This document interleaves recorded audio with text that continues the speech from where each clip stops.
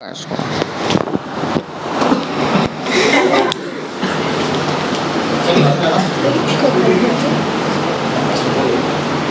is this?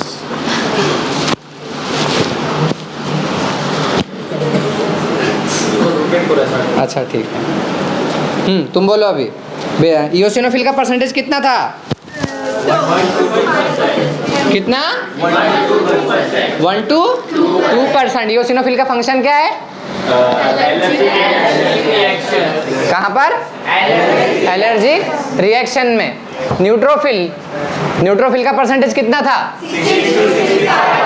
60 to 65%। Function क्या है? Phagocytosis.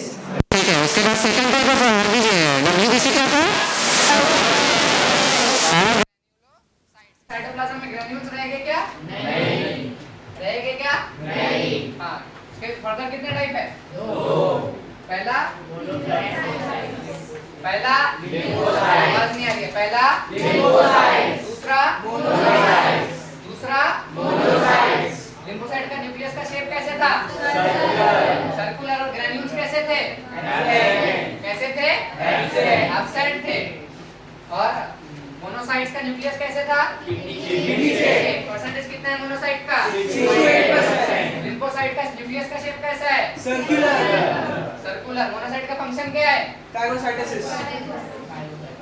Neutrophil के फंक्शन ये है। मोनोसाइट के फंक्शन क्या है? पहला और आखिरी क्या कर दोनों के फंक्शन क्या थे? कैसे थे? क्या थे? नींद आ रही है? बाकी किस को बात नहीं है? किसको मिली ऐसे बात?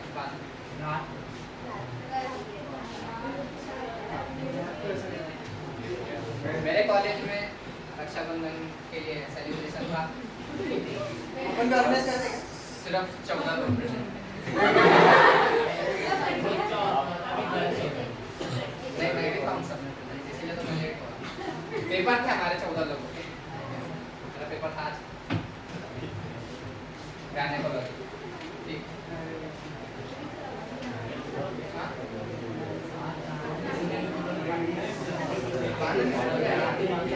14 लड़की थे ना?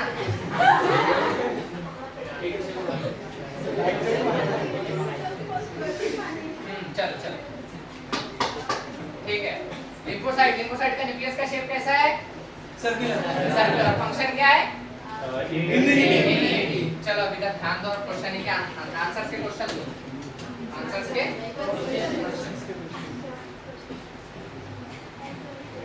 के क्वेश्चन दो। ठीक है। Most abundant ग्रैन्युलोसाइट।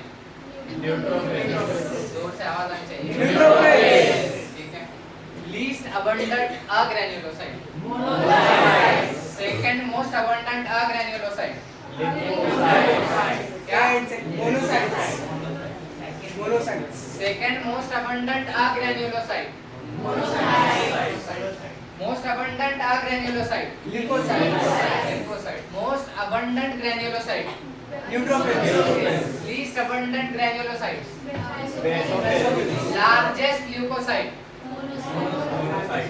लार्जेस्ट ल्यूकोसाइट कौन सा रहेगा? क्या कौन सा रहेगा? Largest nucleus. लिम्फोसाइट्स। समझा?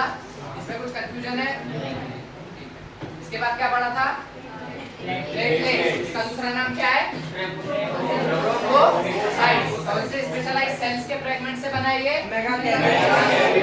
कौन से? मेगाकैरियोसाइट्स। कहां पर है ये? रेड बोन मैरो के स्पेशलाइज्ड सेल्स है। ठीक है। उनके फ्रेगमेंट से क्या बने? प्लेटलेट्स। फंक्शन क्या है प्लेटलेट का?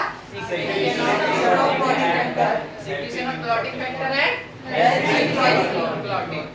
इसके बाद क्या पढ़ा था?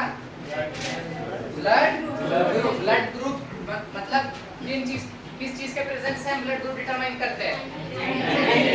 एंटीजन कहाँ होता है? Surface of RBC. और प्लाज्मा में क्या होता है? दूसरे एंटीजन के लिए एंटीबॉडी। कंडीशंस क्या थी? एंटीजन कितने हैं? दो। कौन कौन से? कंडीशन क्या है? एंटीजन कैसे हो सकते हैं? एक तो सिर्फ ए प्रेजेंट रहे या फिर बी प्रेजेंट रहे या फिर दोनों साथ में प्रेजेंट रहे या फिर दोनों भी एब्सेंट रहे। तो ये हो जाएगा A blood group, B blood group, A B blood group and O blood group. इसमें आवाज एंटीबॉडी प्लाज्मा में क्या रहेगी? अगर ए एंटीजन है तो एंटीबॉडी कौन सी रहेगी? बी। तो एंटी बी एंटीजन है तो एंटीबॉडी कौन सी रहेगी? Anti A. और जब दोनों एंटीजन इस पर है तो नील एब्सेंट रहेगा। और जब दोनों भी एंटीजन प्रेजेंट नहीं है तो फिर एंटी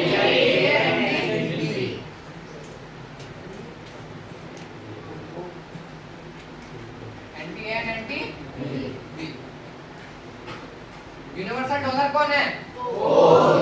यूनिवर्सल रेसिपिएंट ए।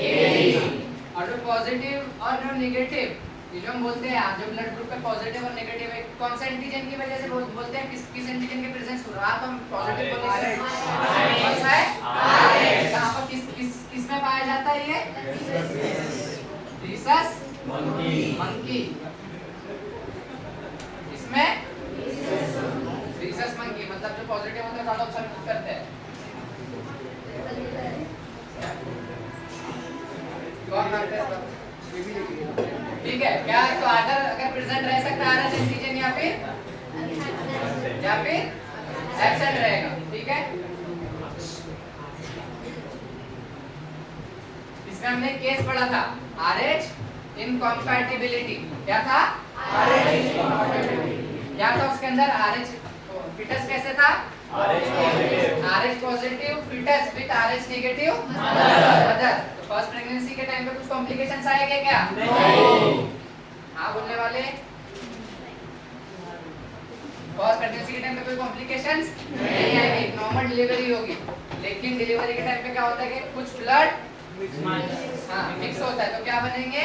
एंटीबॉडी। तो आरएच एंटीबॉडी बनेगी। किसमें? मदर के ब्लड में। कहाँ बनेंगे? मैटरनल ब्लड में आरएच एंटीबॉडी। ठीक है, लेकिन जब सब्सिक्वेंट प्रेगनेंसीज रहेगी, जब सेकेंड टाइम अगर प्रेगनेंसी रहेगी, तब वो आरएच एंटीबॉडी फिटस के आरएच पॉजिटिव ब्लड के आरएच एंटीजन को डिस्ट्रॉय कर सकते हैं। इस कंडीशन को क्या बोले हमने? Erythroblastosis fetalis. क्या? इरेथ्रोब्लास्टोसिस यानी इरेथ्रोसाइट्स का क्या हो रहा है? ब्लास्ट हो रहा है, रप्चर हो रहा है। किसके? फिटस के, इसीलिए फिटालिस। किसकी वजह से? आरएच एंटीबॉडी की वजह से। ये आरएच एंटीबॉडी कहां पर है? मदर में। तो इस चीज को अवॉइड, जो आरएच इनकॉम्पैटिबिलिटी, इसको अवॉइड करने के लिए हम क्या करते हैं? फर्स्ट प्रेगनेंसी के इमीडिएट मतलब उसके बाद में, तुरंत बाद में क्या इस जो एंटीबॉडी रहेगा इसका एक और एंटीबॉडी देते हैं। तो एंटी आरएच एंटीबॉडी क्या है? एंटी आरएच एंटीबॉडी देता है। ठीक है, यहाँ तक के सबको क्लियर है? सबने पढ़ा था?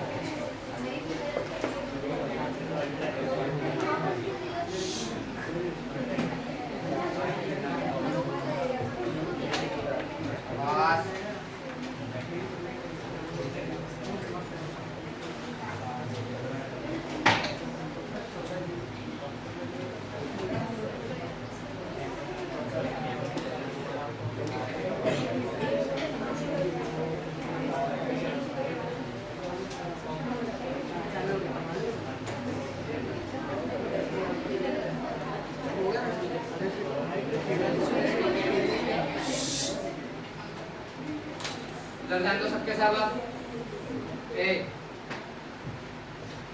क्या पढ़ रहे हैं? ब्लड। जब कभी भी हमको ऐसे कट लगता है या मार लगता है तो क्या होता है? ब्लड बहता है, ब्लड फ्लो होता है, बिकॉज वहाँ के जो कैपिलरीज होते हैं वो क्या होते हैं, रप्चर होते हैं, टियर आउट हो जाते हैं।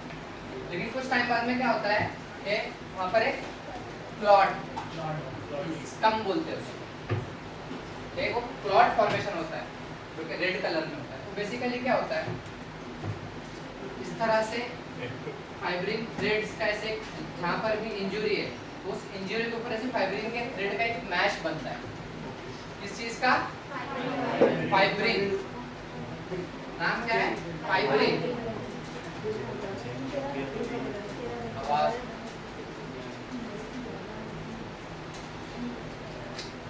फाइब्रिन थ्रेड का एक मैश बनता है और इसके अंदर जो ब्लड के अंदर जो फ्रैगमेंट्स होते हैं, प्लेटलेट्स, आरबीसी, डब्ल्यूबीसी और जो दूसरे फ्रैगमेंट्स होते हैं जैसे डेड आरबीसी के जो फ्रैगमेंट्स रहेंगे, जो टुकड़े वाले रहेंगे, क्योंकि ब्लड के अंदर सभी चीज का ट्रांसपोर्टेशन काम क्या करता है? ब्लड। तो अगर वो न्यूट्रिएंट्स, ऑक्सीजन इन सबको अगर ट्रांसपोर्ट कर रहा है तो इसका मतलब ये भी है कि वो जो एक्सक्रीटेड प्रोडक्ट्स रहेंगे टिश्यू से वो भी इसके अंदर ब्लड के अंदर रहेंगे। तो जब भी इस तरह किसी वेन का अगर ऐसे रप्चर हो जाए, यहाँ से ब्लड फ्लो हो रहा हो, तो क्या होता है? क्लॉटिंग मैकेनिज्म इनिशिएट होता है। उस मैकेनिज्म के एंड में क्या होता है कि ब्लड के अंदर जो फाइब्रिनोजेन होता है उसका कन्वर्जन फाइब्रिन थ्रेड में होता है और वो थ्रेड का ऐसे मेश बनता है और वो मेश ऐसे अंदर से लेके पूरा बाहर तक के वहाँ पर इसके अंदर मेश के अंदर क्या होता है, सारे के सारे ब्लड फ्रैगमेंट्स उसके अंदर स्टक होते हैं। अरे क्या बनता है? क्लॉट बनता है। समझ में आया? क्लॉट। एक चीज ध्यान रखोगे, जो क्लॉट फॉर्मेशन है इट इज उसके अंदर 13 क्लॉटिंग फैक्टर्स होते हैं। कितने?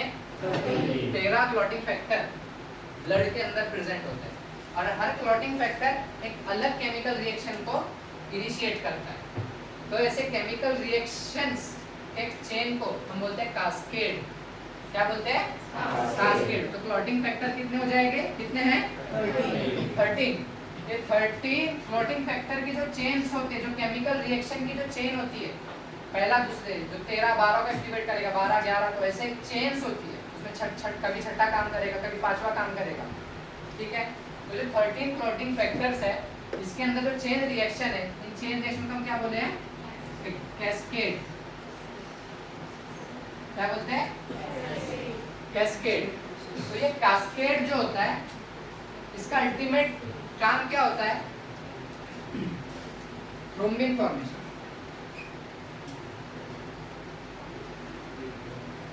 बुक में बाद में देखना। देखो जरा टोटल क्लॉटिंग फैक्टर कितने हैं? 13। तो 13 क्लॉटिंग फैक्टर जैसे ही कुछ एक्सटर्नल स्टिमुलस मिला, कुछ रप्चर हुआ, तो 13 के 13 क्लॉटिंग फैक्टर्स एक्टिवेट होते हैं। एक चेन रिएक्शन होती है, ए से बी, बी से सी, सी से डी, ऐसे चेन रिएक्शन होती है। उसके अंदर सारे के सारे क्लॉटिंग फैक्टर्स यूज होते हैं। कुछ जो डीएक्टिवेटेड होते हैं वो सबका एक्टिवेशन होता है, वो सबके सब एक चेन रिएक्शन का में वर्क करते हैं। उसको हम क्या बोलते हैं? कास्केड। अल्टीमेटली कास्केड का गोल होता है क्या? Thrombin formation. क्या गोल होता है? Thrombin formation. और जो थ्रोम्बिन क्या करता है, एक क्लॉटिंग फैक्टर है इसी में से, इसका नाम है फाइब्रिनोजेन। ध्यान दो इधर, क्या है? फाइब्रिनोजेन। ये क्या होता है? ब्लड के अंदर सॉल्युबल होता है। क्या होता है? सॉल्युबल। ब्लड के अंदर में दिखता नहीं है। क्या होता है? सॉल्युबल होता है। और क्या होता है? इनएक्टिव होता है।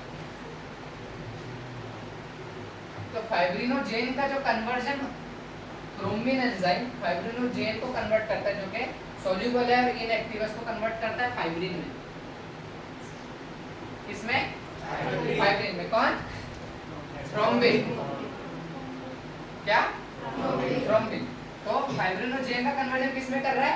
फाइब्रिन में। फाइब्रिन थ्रेड क्या होते हैं? ये एक्टिव होते हैं। इनएक्टिव थे तो क्या हो जाएंगे? एक्टिव। हाँ, अभी तक ध्यान दो। यहाँ पे क्लॉट बन गया है, लेकिन ब्लड का फ्लो तो कंटिन्यूअस रहेगा ना आगे।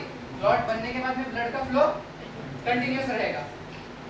अब फाइब्रिन थ्रेड सॉल्युबल रहेंगे या इनसॉल्युबल रहेंगे? तुम बताओ। अगर कोई चीज सॉल्युबल रहेगी ब्लड के अंदर तो वो फ्लो के साथ में तो बह चले जाएगी ना। सॉल्युबल मतलब अगर क्या सॉल्युबल हो जाएगी, गल जाएगी उसके अंदर। लेकिन ऐसे होता है क्या? नहीं होता है। बिकॉज जो फाइब्रिन थ्रेड होते हैं जब फाइब्रिनोजन का कन्वर्जन फाइब्रिन में हो जाता है तो कैसे हो जाते हैं? इनसॉल्युबल। कैसे हो जाते हैं? इनसॉल्युबल। लिखो मत, इधर दो पे मत देखो, समझ में आएगा? ये जो क्लॉटिंग मैकेनिज्म है वो it is all about formation of thrombin. Clotting mechanism it is all about formation of thrombin which converts the soluble inactive soluble fibrinogen in blood into its active form fibrin। क्या? Fibrin. और वो fibrin क्या होता है? Insoluble. कौन सा enzyme कर रहा है? क्या? थ्रोम्बिन। समझ में आया ये? आप इस मैकेनिज्म में बताओ।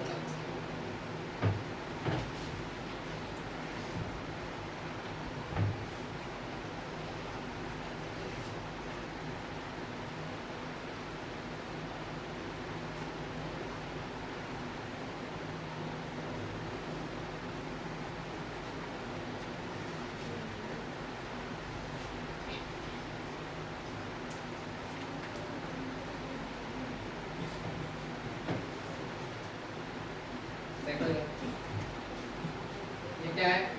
समझो एक ब्लड कैपिलरी है, ठीक है? इसका रप्चर हो गया। क्या हुआ? रप्चर। जैसे ही रप्चर हुआ तो इसके अंदर जो प्लेटलेट्स जो ब्लड के अंदर रहेंगे वो क्या रिलीज करते हैं या फिर एक चेन रिएक्शन होता है। जैसे ही रप्चर हुआ तो किस चीज का? कैस्केड प्रोसेस इनिशिएट होता है।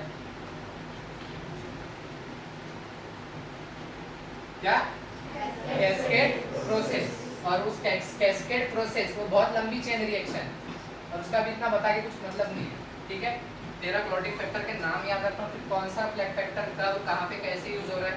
इट इज नॉट मतलब कोई काम का नहीं है तुम्हारे, ठीक है? सिंपल याद रखो क्या होता है? Cascade process. इंजरी हुई, एक प्रोसेस इनिशिएट हुआ, क्या है? Cascade process. Cascade process ultimately एक एंजाइम को अल्टीमेटली एक एंजाइम बनाता है जिसको हम बोलते हैं थ्रोम्बिन। नहीं, थ्रोम्बोकाइनेज।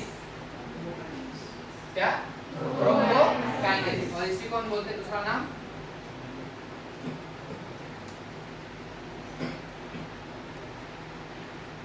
थ्रोम्बोप्लास्टिन। क्या? थ्रोम्बोप्लास्टिन। तो क्या? जैसे लिखो मत, जैसे ही एक्सटर्नल स्टिमुलाई मिला, रप्चर ऑफ कैपिलरी हुई, क्या कौन सा प्रोसेस इनिशिएट हुआ? Cascade process. हाँ, अब इसने बहुत सारे चेन रिएक्शन इसके अंदर 13 के 13 क्लॉटिंग फैक्टर का इस्तेमाल हुआ, ठीक है? अल्टीमेटली उन चेन रिएक्शन से एक हमें स्टेबल प्रोडक्ट मिला, इसको क्या बोला हमने? थ्रोम्बोकाइनेज। और इसका दूसरा नाम थ्रोम्बोप्लास्टिन। समझा यहाँ तक? अब ये थ्रोम्बोप्लास्टिन क्या करता है? ब्लड के अंदर होता है प्रोथ्रोम्बिन। क्या होता है? प्रोथ्रोम्बिन। तो ये थ्रोम्बोकाइनेज, प्रोथ्रोम्बिन कैसा रहेगा? इनएक्टिव। जहाँ पे ये जेन लगे या प्रो लगे उससे पहले तो क्या होता है वो? इनएक्टिव। तो प्रोथ्रोम्बिन क्या है? इनएक्टिव है। प्रोथ्रोम्बिन का एक्टिव क्या हो जाएगा? थ्रोम्बिन। क्या हो जाएगा? थ्रोम्बिन। ये रिएक्शन किसने किया? थ्रोम्बोकाइनेज ने। थ्रोम्बोकाइनेज कैसे बना है? Cascade process. कैस्केड प्रोसेस का एक स्टेबल प्रोडक्ट है, ठीक है? समझा यहाँ तक? तो प्रोथ्रोम्बिन का कन्वर्जन किसमें हुआ? थ्रोम्बिन में। ये क्या है? एक्टिव। अब इस थ्रोम्बिन ने क्या किया? मैंने बताया। अब क्या थे? फाइब्रिनोजेन।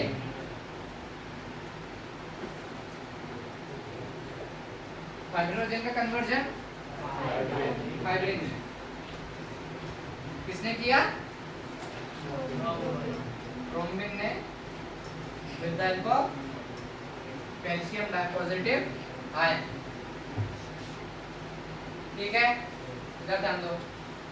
सबसे पहले एक्सटर्नल स्टिमुलाई या फिर रप्चर ऑफ कैपिलरी, कौन सा प्रोसेस इनिशिएट हुआ? Cascade process. एक सीरीज ऑफ एंजाइमेटिक रिएक्शंस है, ठीक है? क्या है? सीरीज ऑफ एंजाइमेटिक रिएक्शंस है। कैस्केड प्रोसेस का अल्टीमेटली हमें स्टेबल प्रोडक्ट मिला क्या? थ्रोम्बोकाइनेज। थ्रोम्बोकाइनेज का दूसरा नाम थ्रोम्बोप्लास्टिन। थ्रोम्बोप्लास्टिन देखो नाम में थ्रोम्बो यानी जो थ्रोम्बस बनाएगा यानी क्लॉट। थ्रोम्बो के मानी होते हैं क्लॉट, और काइनेज काइनेटिक यानी स्पीड एनर्जी, यानी थ्रोम्बो जो थ्रोम्बोसिस है, जो थ्रोम्बस बनाना है, जो क्लॉट बनाना है, उसके अंदर उसको स्पीड से करने का काम करेगा यानी थ्रोम्बोकाइनेज। समझा? थ्रोम्बोप्लास्टिन यानी जो ये क्या होता है? फाइब्रिनोजन। फाइब्रिन का थ्रेड क्या होता है? इनसॉल्युबल होता है, तो इनको प्लास्टिन इस तरह से यहाँ पर वो किया है, सिमिली दी, तो थ्रोम्बोप्लास्टिन। ठीक है? थ्रोम्बोकाइनेज क्या बना? थ्रोम्बोकाइनेज। थ्रोम्बोकाइनेज ने क्या किया? जो ब्लड के अंदर जो इनएक्टिव प्रोथ्रोम्बिन था उसको उसका कन्वर्जन किसने किया? किसने? थ्रोम्बोकाइनेज। अरे प्रोथ्रोम्बिन का कन्वर्जन किसमें हुआ? किसने किया? थ्रोम्बोकाइनेज। और फिर इस थ्रोम्बिन जो कि एक्टिव है, इसने जो सॉल्युबल और इनएक्टिव फाइब्रिनोजन का कन्वर्जन किसमें किया? फाइब्रिन। समझे यहाँ तक? अब तुम लोगों के माइंड में आएगा कि ये तो एक बार रिएक्शन हो गई ना, तो एक रिएक्शन में कितना मिला? एक फाइब्रिन थ्रेड। जहाँ पे तो बहुत सारे फाइब्रिन थ्रेड्स आएंगे, लाखों फाइब्रिन थ्रेड्स लगेंगे ना। तो जब सुनो, अब देखो इधर, जब एक बार थ्रोम्बिन फॉर्म हुआ, एक रिएक्शन में उससे एक थ्रोम्बिन मॉलिक्यूल फॉर्म हो गया, तो ये थ्रोम्बिन मॉलिक्यूल क्या करता है? पॉजिटिव फीडबैक देता है। होम्योस्टैसिस का एक मैकेनिज्म है, पॉजिटिव फीडबैक और नेगेटिव फीडबैक। पॉजिटिव फीडबैक मतलब अगर कोई चीज बॉडी को मतलब किसी कैसे पॉजिटिव फीडबैक यानी जिस स्टिमुलस से वो चीज इनिशिएट हुई है, वही स्टिमुलस दोबारा किससे हुआ था? थ्रोम्बिन से। थ्रोम्बिन उसको बॉडी को और चाहिए, तो ये हो जाएगा पॉजिटिव फीडबैक। थ्रोम्बिन सिंथेसिस जब इंक्रीज होगा तो ये पॉजिटिव फीडबैक, थ्रोम्बिन सिंथेसिस जब डिक्रीज करना है तो वो नेगेटिव फीडबैक। तो ये जो सेकंड टाइम जब रिएक्शन होगी तो उसको इनिशिएट करने के लिए अब हर बार तो स्टिमुलस की जरूरत नहीं पड़ेगी ना, वो स्टिमुलस कौन प्रोवाइड कर देगा? थ्रोम्बिन से पॉजिटिव फीडबैक जाएगा। समझा? इसको नहीं समझा? अरे देखो, ये हम जो पढ़ रहे हैं ये क्या है? एक सिंगल केमिकल रिएक्शन, इससे हमें एंड में क्या मिला? एक फाइब्रिन मिला। अभी यहाँ पर कितने? एक फाइब्रिन से काम होगा क्या? लाखों फाइब्रिन होंगे। और थ्रोम्बोकाइनेज कब बना? जब स्टिमुलस मिला। कास्केड प्रोसेस इनिशिएट भी कब हुआ? जब उसको स्टिमुलस मिला। तो अल्टीमेटली एक स्टिमुलस से ये एक बन रहा है, तो मतलब लाख बार कट करना पड़ेगा क्या? ऐसे करता है क्या तू? एक बार कट करने के अब तो क्लॉट ही नहीं होगा, 100 बार में कट करूंगा तब वो क्लॉट होगा नहीं। बिकॉज क्या होता है, ये एक रिएक्शन एक बार इनिशिएट होगी, थ्रोम्बिन क्या करता है? पॉजिटिव फीडबैक देगा, तो कंटीन्यूअसली केमिकल रिएक्शन चलते रहती है जब तक कि बॉडी को उसकी नीड ना हो, जब तक कि क्लॉट फॉर्मेशन ना हो। जैसी क्लॉट फॉर्मेशन होगी यहाँ से क्या जाएगा? नेगेटिव फीडबैक जाएगा, और फिर वो थ्रोम्बिन सिंथेसिस कम होगा, क्योंकि थ्रोम्बिन ऑटोमेटिकली फाइब्रिनोजन कन्वर्जन किसमें कर देता है? फाइब्रिन। समझा यहाँ तक के? ये तुम्हारा क्लॉटिंग मैकेनिज्म। लिखो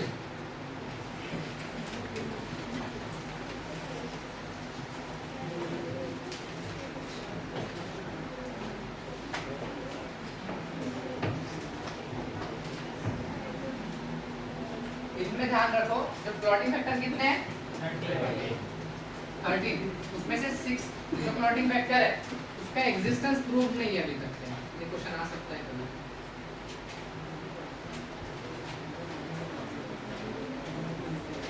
बोलते हैं कि है लेकिन पता नहीं है अभी या नहीं।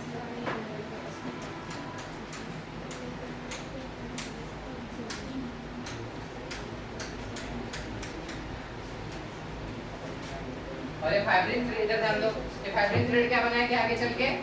मैश, और मैश से क्या बनेगा? क्लॉट। ठीक है ना? लिख देता हूं।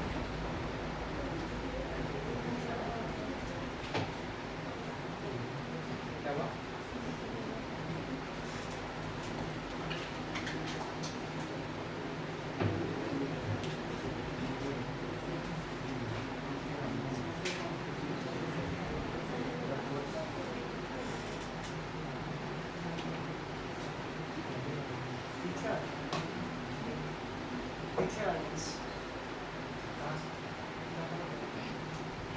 थोड़ा पीछे वाला फाइल मत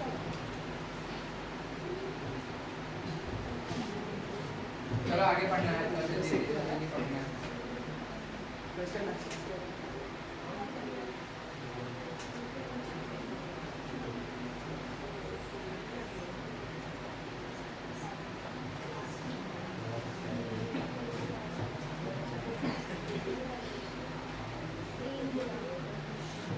स्टेट बोर्ड की बुक लाया किसी ने?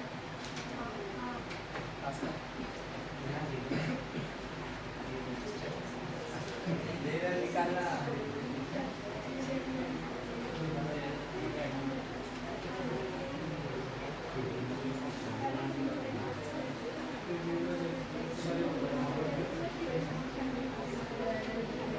अरे लिखने के लिए टाइम दिया, बात करने के लिए।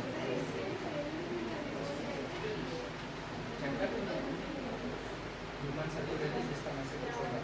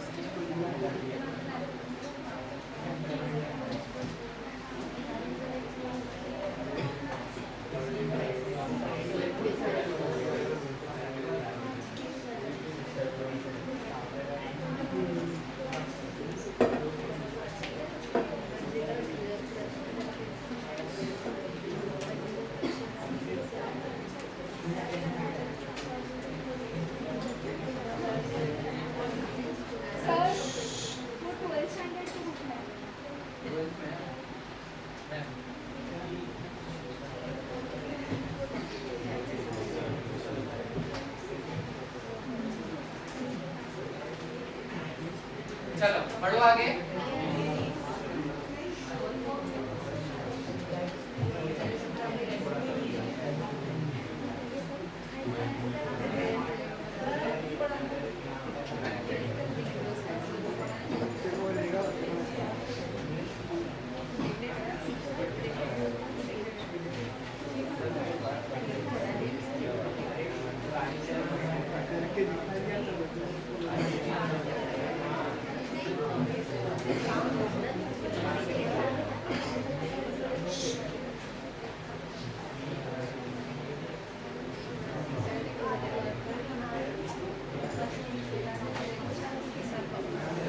सबके साथ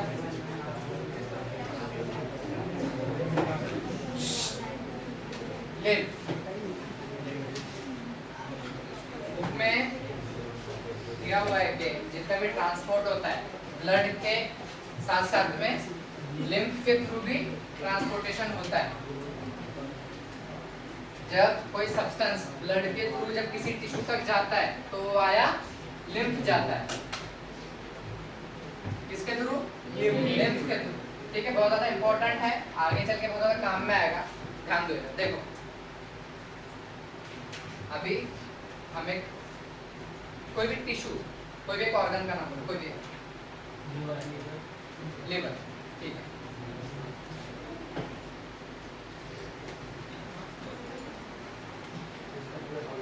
ये क्या है?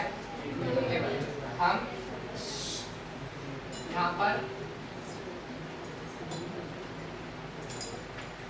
लिवर के, अगर हम उसको टिश्यू लेवल पर देखें लिवर को, तो हमें उसके सेल्स इस तरह से दिखेंगे। हेपेटिक लोब्यूल, उसके अंदर hepatic cells, hepatocytes arrange in the form of cords. Basically अगर हम देखें तो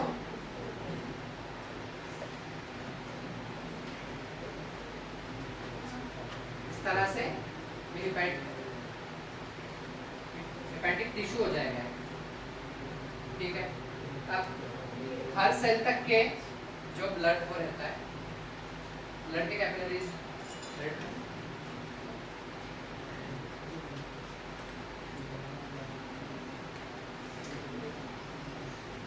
तो ये जो ब्लड के जो कैपिलरीज होते हैं बहुत ज्यादा मतलब एकदम जो लास्ट लेवल पर क्या होता है, आर्टरीज का एक लास्ट जो सबसे छोटा वाला जो पोर्शन उसको क्या बोलते हैं, कैपिलरीज।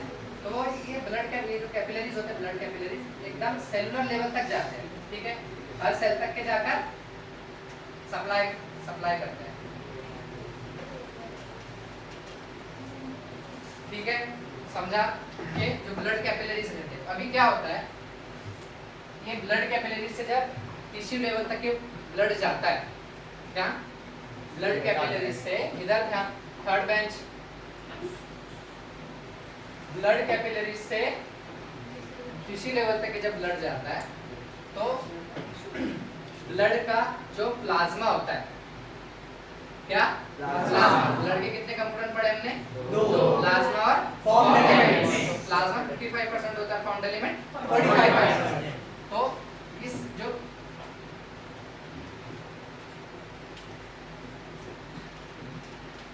देखो इधर, तो ये जो ब्लड जब टिश्यू लेवल तक के जाता है तो ब्लड में से ब्लड प्लाज्मा इन कैपिलरीज से लीक आउट करता है, क्या होता है, लीक आउट होता है, क्या ब्लड प्लाज्मा, क्या ब्लड प्लाज्मा। तो ऐसे जो स्पेस है वहां पर लीक आउट होता है,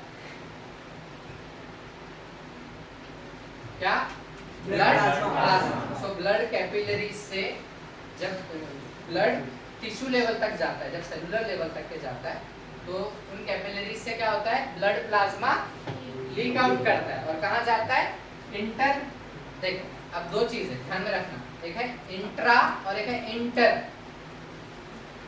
इंटर कॉलेज कंपटीशन यानी दो कॉलेज के बीच में कंपटीशन, और इंट्रा कॉलेज कंपटीशन यानी कॉलेज के अंदर जितने वो है, ठीक है। तो यहाँ पर है ये जो स्पेस है, ये क्या हो जाएगा, ये इंटर सेलुलर हो जाएगा या इंट्रा सेलुलर हो जाएगा, इंटर सेलुलर स्पेस, ये दो सेल्स के बीच में वाली स्पेस है।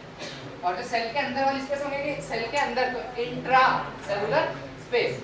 तो व्हेन द ब्लड, अब सुनो, when the blood passes through the capillaries at the cellular level, the plasma oozes out or leak out from these blood capillaries into intercellular spaces, क्या intercellular spaces, कहाँ पर आएगा, intercellular spaces में आएगा। समझा ये, समझा क्या, ये क्या हो जाएगा, ये इंटरसेलुलर स्पेस के अंदर क्या है, ये प्लाज्मा, ठीक है, समझा यहाँ तक के। तभी प्लाज्मा जब लीक आउट करता है तो ब्लड के अंदर क्या बचता, क्या है, तो लीविंग यानी एक्सेप्ट ब्लड प्लाज्मा जब लीक आउट हो रहा है तो लीविंग प्रोटीन मॉलिक्यूल, लार्ज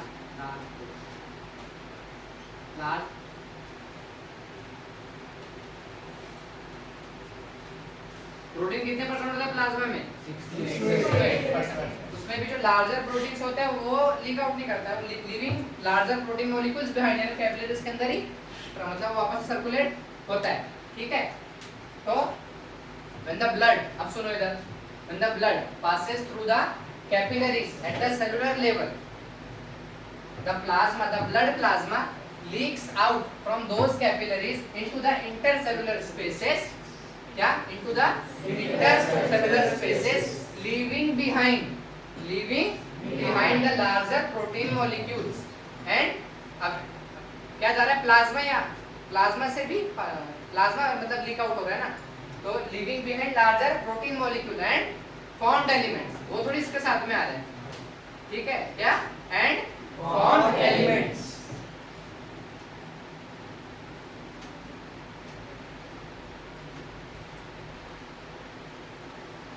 समझाइए क्या है, जब ब्लड कैपिलरीज के थ्रू टिश्यू लेवल तक के जब ब्लड सप्लाई होता है तो उस ब्लड में से ब्लड प्लाज्मा कैपिलरीज से निकलकर कहाँ पे आता है, इंटरसेलुलर स्पेस, कहाँ पर, इंटरसेलुलर स्पेस।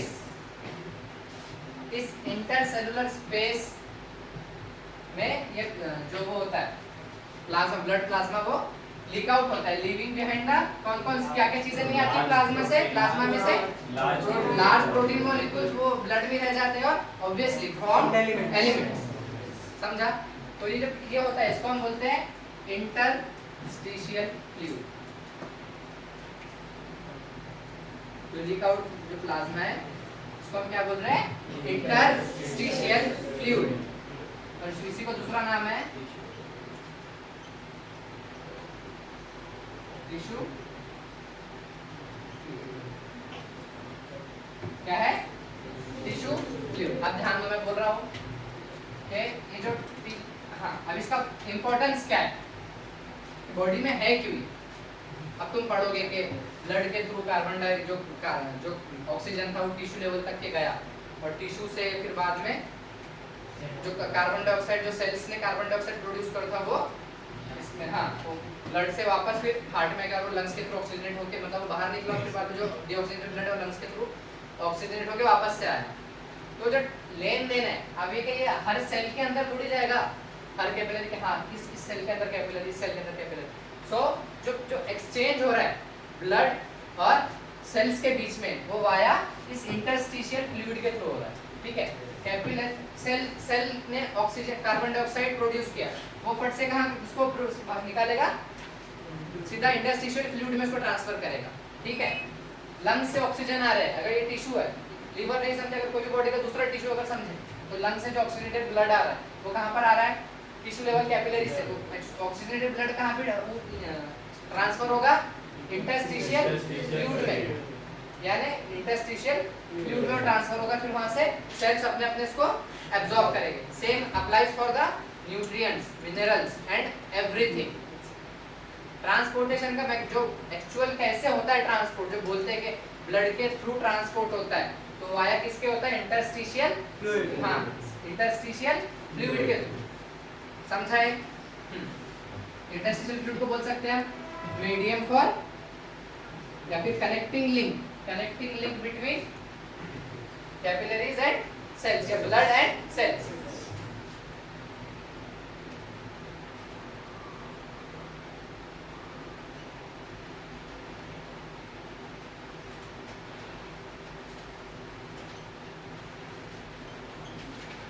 क्या है? Connecting link between blood and cells, इसको इंटरस्टिशियल फ्लूइड या टिश्यू फ्लूइड। क्या है ये? oozed out या leaked out plasma without larger protein molecules and bond elements in between the intercellular space of tissues। समझा? समझ में आया ये? अब क्या होता है हमारे बॉडी के अंदर, कभी कभी क्या होता है कि ये अब इसका देखो इधर ब्लड का जो कोई भी चीज अगर क्या बोलेगा उसको रिनोवेशन एक्सचेंज, ठीक है, तो ब्लड तो हार्ट के थ्रू पंप होते रह रहा है, हर बार नए इससे ऑक्सीजनेटेड होता है, तो इसको भी तो ड्रेन करने के लिए चाहिए ना, ताकि ये भी रिप्लेस हो सके। ठीक है, तो इस लिम्फ के जो इस इंटरस्टिशियल फ्लूइड के रिप्लेसमेंट के लिए लार्जर डक्ट्स होती है, इसको हम बोलते हैं लिम्फ वेसल्स। क्या बोलते हैं? Lymph vessels to drain the interstitial fluid back into the blood. समझ में आया? क्या लिम्फ वेसल्स क्या करते हैं? They drain the interstitial fluid back into the blood। समझा? समझ में आया? क्या है इंटरस्टिशियल फ्लूइड? क्या है? ठीक है, ये छोड़ दो ना, देखो तुम क्या समझे क्या हो? हाँ, जो टिश्यू लेवल पे या सेलुलर लेवल पर जब कैपिलरीज जाती है तो उसमें से क्या ब्लड प्लाज्मा लीक आउट होता है। कहाँ पर? Intercellular space, leaving behind the larger protein molecule, क्योंकि वो तो ऑब्वियसली बड़े प्रोटीन मॉलिक्यूल कैपिलरीज से कैसे बाहर आएंगे? नहीं आ पाएंगे ना, तो larger protein molecules and bond elements, इसको हम क्या बोलते हैं? जो ऊर्जा होता है उसको क्या बोलते हैं? oozed out plasma without larger protein molecules, इसको क्या बोलते हैं? Interstitial fluid. और क्या बोलते हैं? Tissue fluid. अब इस टिश्यू फ्लूइड का कंटीन्यूअस ड्रेनेज का काम कौन करता है? Lymph vessels. अब देखो, अब ये main it is the fluid present in the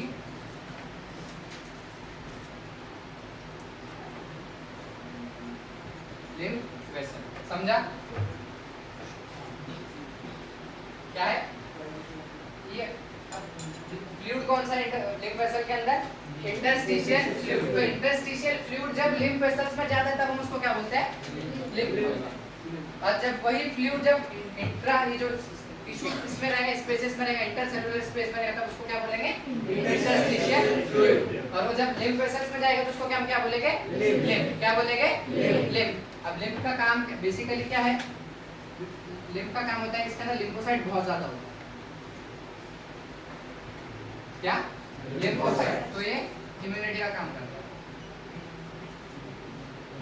और देखो अभी डाइजेशन खोलो और उसमें वहाँ पर एक चीज ऐड करो, या फिर इस एनसीईआरटी के अंदर भी है, या फिर जो लोगों ने डाइजेशन के नोट्स बना के वहाँ पर ये जो वेसल्स थे, जो इसका मैंने फैट का एब्जॉर्प्शन मैंने पढ़ाया था, कैसे होता है एब्जॉर्प्शन ऑफ फैट? कैसे होता है?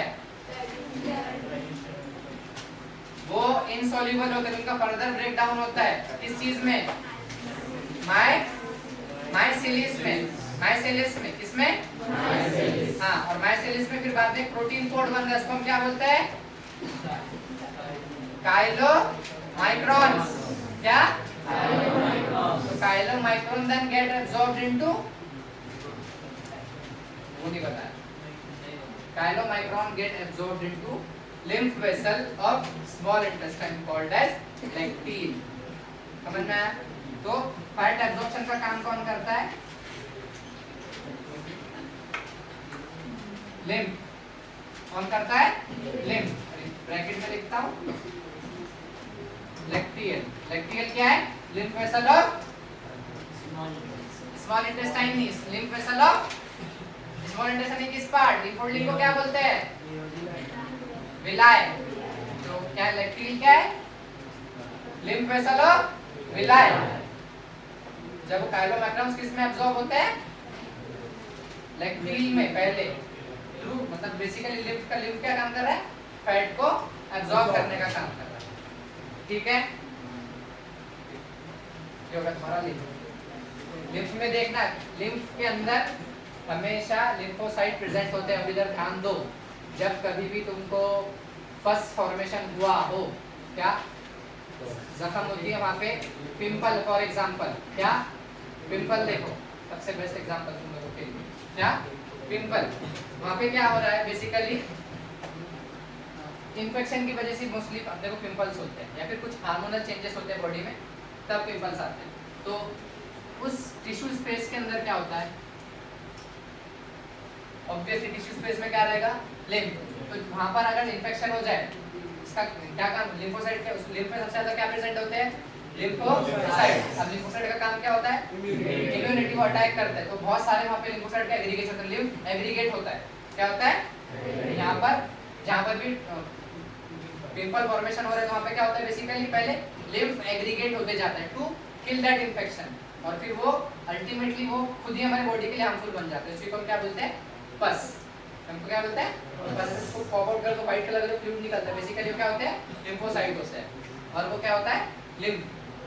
ठीक है, समझना है लिम्फ का फंक्शन, इम्यूनिटी कैसे और एब्जॉर्प्शन कैसे।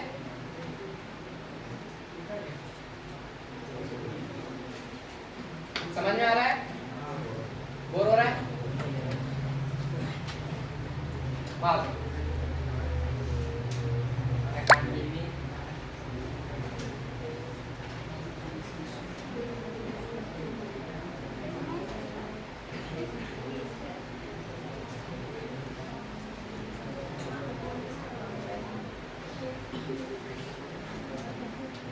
क्लॉटिंग क्लॉटिंग मैकेनिज्म और लिम्फ है वो एनसीईआरटी में थोड़ा कॉम्प्लिकेटेड दिया हुआ है, इसको अच्छे से समझो और उसको मतलब आराम से थोड़ा धीरे धीरे पढ़ना।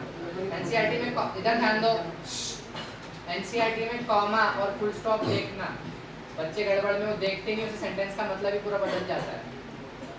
ठीक है, कॉमा फुल स्टॉप से सब चीजें देखना।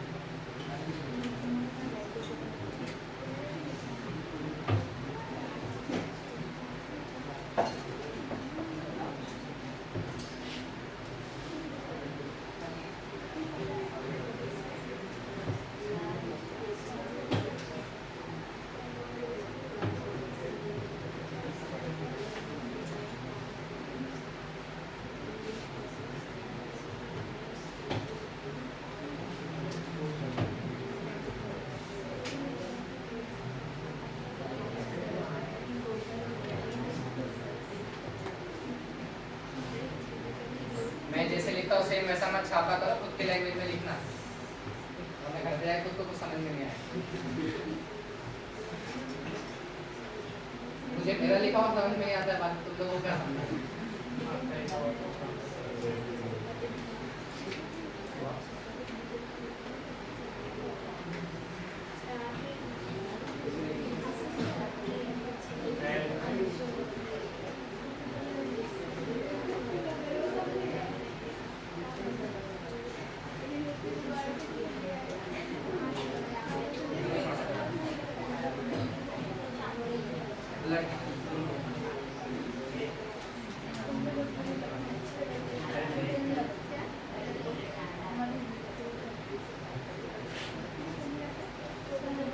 चलो हुआ समझ।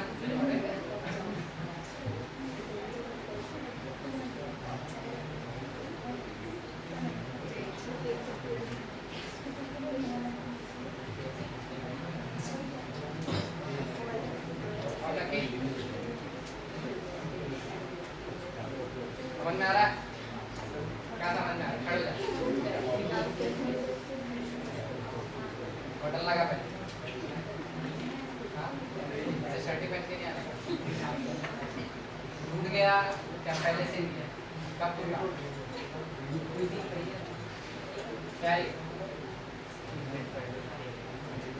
क्या पढ़ा हमने अभी? लिम्फ पढ़ा। क्या होता है लिम्फ?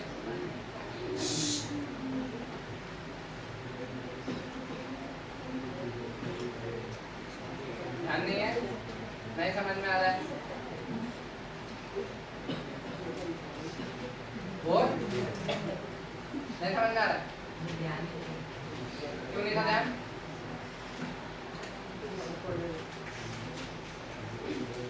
वजन रहता है तेरे को? ध्यान दे।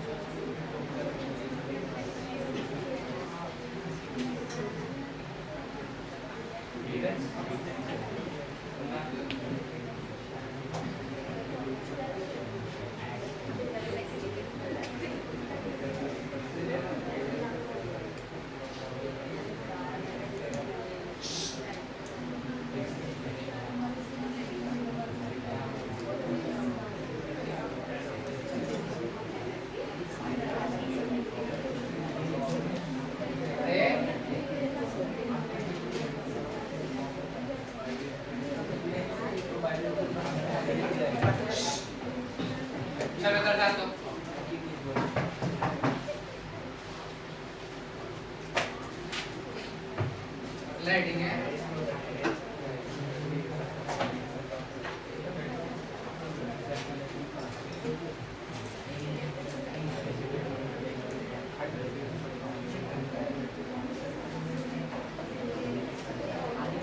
अरे देखो इधर ध्यान दो, सबके साथ लिखना बंद।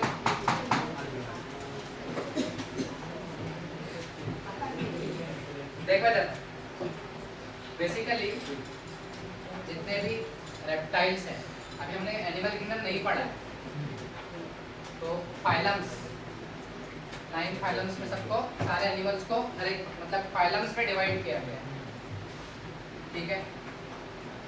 तो सर्कुलेटरी सिस्टम, क्या सर्कुलेटरी सिस्टम, ये बेसिकली 3 चीजों से मिलकर बना हुआ है। एक, सर्कुलेटरी सिस्टम 3 चीजों से मिलकर बना हुआ है। सबसे पहले आता है ब्लड, क्या रहेगा? ब्लड। उसके बाद क्या आएगा? पंप करने के लिए हार्ट। नंबर 3 पर रहेगा आर्टरीज एंड वेन्स, ताकि उसको पूरे बॉडी के अंदर सर्कुलेट कर रही है।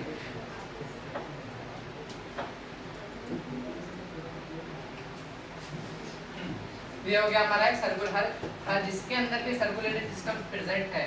Circulatory system is consist of, सब में 3 के 3 कंपोनेंट रहेंगे, blood, heart, arteries and veins. क्या होता है जो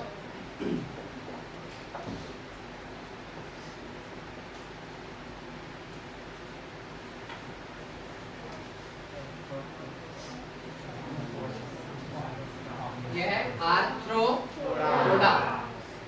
आर्थ्रो के मानी होते हैं आर्थ्रोलॉजिस्ट या आर्थ्रोलॉजी। आर्थ्रा के मानी होते हैं जॉइंट, क्या जॉइंट। और पोडा यानी सूडोपोडिया यानी फॉल्स फीट।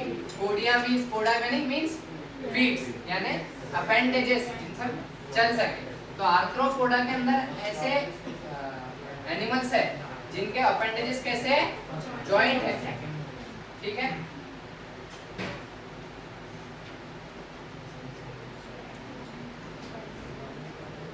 इसके अंदर बेसिकली इसका एग्जांपल हो सकता है कॉकरोच,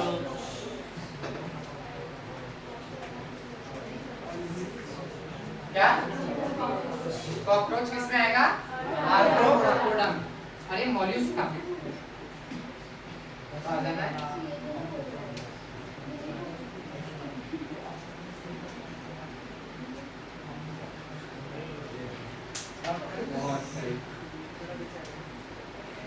दूसरे होते हैं मॉल्यूस्का। मॉल्यूस्का एक ऐसा ऑर्गेनिज्म जो सॉफ्ट बॉडीड होते हैं। कैसे होते हैं? Soft bodied. इसका एग्जांपल है स्नेक, ऑक्टोपस, इकाइनोडर्मेटा में आता है, ठीक है। इधर ध्यान दो। तो आर्थ्रोपोडा यानी जिनमें जॉइंटेड अपेंडेजेस हो, और मॉल्यूस्का नाम समझे ये, लेकिन ना एनिमल में पूरा अच्छे से सारे फाइलम्स पढ़ेंगे, अभी सिर्फ नाम ध्यान याद रखो। तो इनमें कैसे होता है जो सर्कुलेटरी सिस्टम, अब सर्कुलेटरी जो पाथवेज है, ब्लड हार्ट से लेकर ब्लड हार्ट से लेकर बॉडी तक कैसे जा रहा है, उसके पाथवेज किस तरह से हो सकते हैं। तो 2 तरीके के, एक होता है ओपन,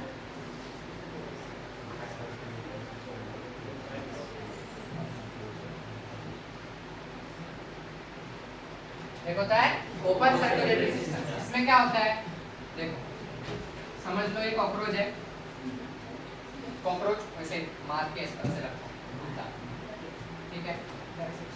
अब उसको उल्टा रखा है, फॉर एग्जांपल उसका हार्ट यहाँ पर है, ठीक है। अब उसका हार्ट बोलो 13 चेम्बर्ड हार्ट होता है उसके अंदर, लेकिन समझने के लिए अभी देखो। तो हार्ट से जो ब्लड जो ड्रेन होगा कैसे, एक मेजर वेन्स में जाएगा, और बस वो मेजर वेन्स सीधे सीधे डायरेक्ट ओपन स्पेसेस यानी जो टिश्यूज रहेंगे बॉडी के उसमें ओपन रहेंगे, मतलब ब्लड ऐसे पंप आउट होगा, और कुछ पंप्स के थ्रू, लेकिन जो कि पंप्स कैसे रहेंगे, ओपन रहेंगे, और जैसे टिश्यू स्पेसेस के अंदर डायरेक्ट ऐसे रिलीज होगा डायरेक्टली ओपन स्पेसेस के अंदर, ठीक है। तो ब्लड अल्टीमेटली मतलब बॉडी कैविटीज के लिए क्या हो रहा है, ओपन हो जा रहा है, ठीक है। बॉडी कैविटी जो ऑर्गन्स है ब्लड के अंदर ही बात कर रहे हैं, यहाँ पे बहुत सारे ऑर्गन्स रहेंगे ना, उनके बीच में से ब्लड पूरा फेंक दिया जा रहा है, इसके थ्रू कुछ ही मेजर वेन्स है, जो बड़े बड़े वेन्स है, कुछ गिनती के वो वेन्स ऐसे हार्ट से ब्लड कैरी कर रहे हैं, उसको सीधे सीधे कहाँ फेंक रहे हैं, ऑर्गन्स के ऊपर या जो कैविटीज है। तो उसके अंदर जो ऑर्गन है किसमें ब्लड में बात कर रहे हैं, समझ में आया। वेल सर्कुलेटरी सिस्टम को हम क्या बोलते हैं, ओपन सर्कुलेटरी सिस्टम।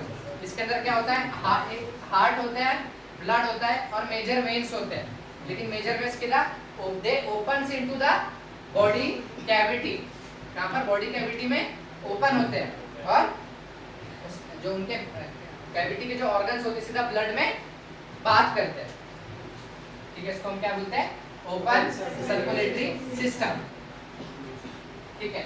और जो दूसरा होता है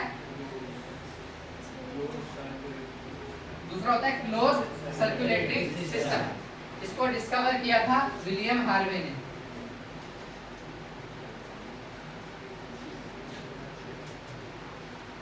किसने, विलियम हार्वे ने। किसको, क्लोज सर्कुलेटरी सिस्टम। अब नाम में ही है कि जो ब्लड होता है it is enclosed into the specific arteries and veins. Body cavity में ब्लड ओपन नहीं है कहीं पर भी, पूरा जो सर्कुलेटरी सिस्टम है कैसा है, पूरा इसके अंदर आर्टरीज, वेन्स, कैपिलरीज, बहुत ज्यादा माइक्रोस्कोपिक वेन्स दिए हुए, लेकिन ब्लड को खुला नहीं छोड़ा गया, ठीक है। तो जो ब्लड है इट इज इनक्लोज्ड, क्या होता है, इनक्लोज्ड होता है, इट इज अरे enclosed in what, it is enclosed in arteries and veins. Arteries और वेन्स के अंदर ही वो ब्लड होता है, उसके आर्टरीज एंड वेन्स का जो नेटवर्क है उसी के थ्रू ब्लड सर्कुलेट है, तो उसी के अंदर ही प्रेजेंट होता है। इस सर्कुलेटरी पाथवे को हम क्या बोलते हैं, क्लोज सर्कुलेटरी पाथवे या क्लोज सर्कुलेटरी सिस्टम। समझा, लिखोगे क्या इसमें,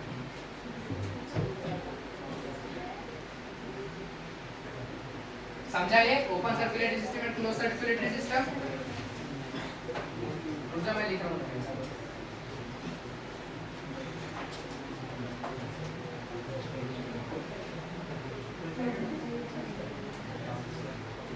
तो आर्थ्रोपोडा और जो मोलस्का है उसके अंदर सर्कुलेटरी सिस्टम प्रेजेंट होता है, लेकिन वो कैसा होता है, ओपन होता है। चलो बताओ इधर कौन सा आएगा पहले,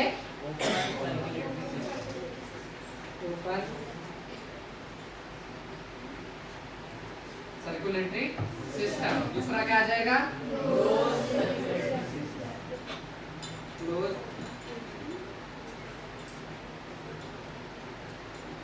सर्कुलेटरी सिस्टम। इसके अंदर ये it is consist of heart, blood and major vessels. और ये वेसल्स ओपन इनटू कहां पर, बॉडी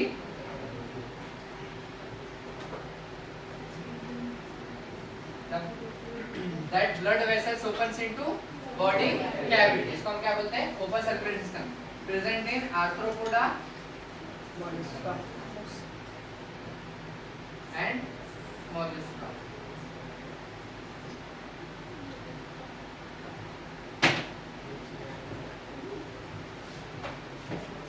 हाँ, close circulatory system is consist of heart, blood and vessels. But इसमें क्या होता है, blood is enclosed in arteries and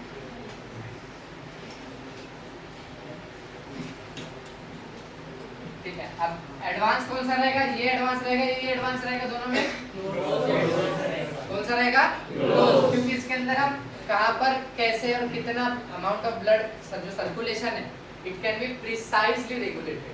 जितनी नीड है, जैसी नीड उसके हिसाब से हम इसको रेगुलेट कर सकते हैं। तो इट इज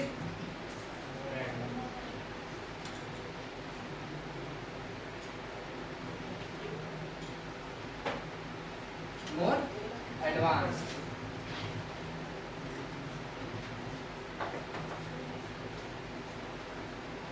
हो गया लिख।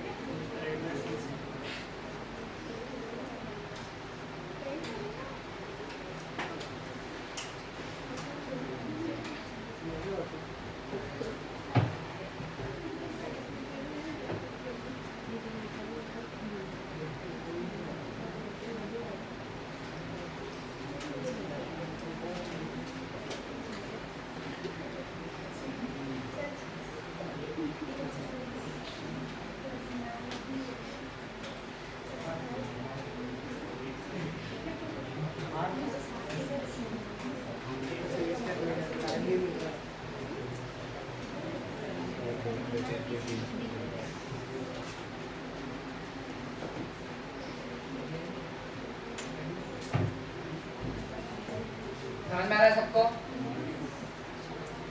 इसके बाद हम टाइप्स ऑफ सर्कुलेशन पढ़ेंगे। सिंगल सर्कुलेशन, डबल सर्कुलेशन और इनकम्प्लीट डबल सर्कुलेशन क्या होता है, किस किस में प्रेजेंट होता है। इसके बाद सीधा हम हार्ट पढ़ेंगे। किस किस के पास है दिल? कि बाकी ने दे दिया?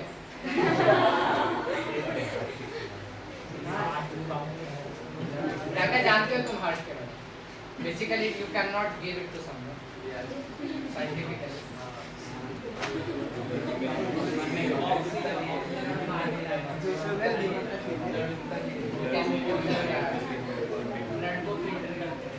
ब्लड को फिल्टर हार्ट करता है, किडनी क्या करती है?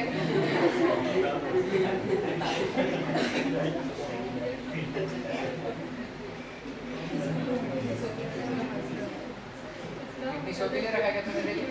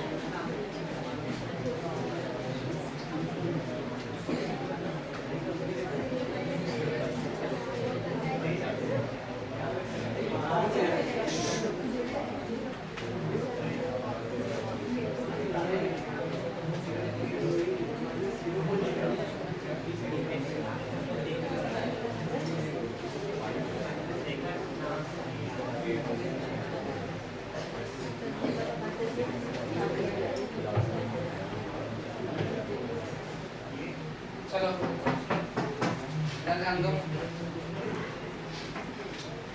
अब देखो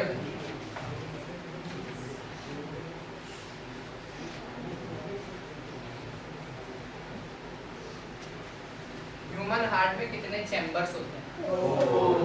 सबको पता है। दो अपर क्या होते हैं? अपर जो दो छोटे वाले जो अपर साइड पे उनको क्या बोलते हैं? एट्रियम। और जो लोअर साइड पे उनको वेंट्रिकल। इतना पता है सबको? एट्रियम होते हैं और वेंट्रिकल होते हैं। Left portion of blood receives oxygenated या डीऑक्सीजनेटेड नहीं, लेफ्ट ऑक्सीजनेटेड और राइट डीऑक्सीजनेटेड। इतना सबको पता है? ठीक है, देखो इधर ध्यान दो। सर्कुलेशन के टाइप्स होते हैं।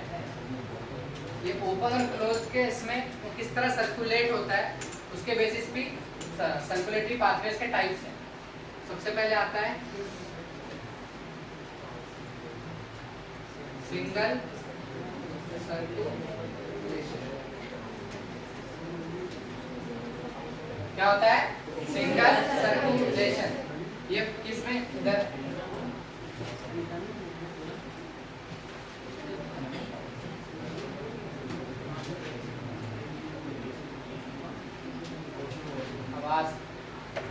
ये दो चैम्बर जिन ऐसे इसमें ऐसे एनिमल्स जिसके अंदर टू चैम्बर्ड हार्ट प्रेजेंट हो। For example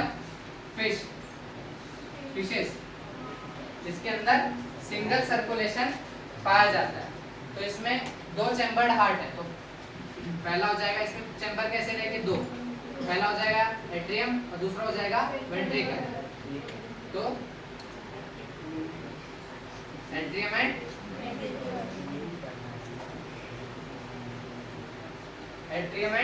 ventricle. तो क्या होता है? Atrium receives deoxygenated blood.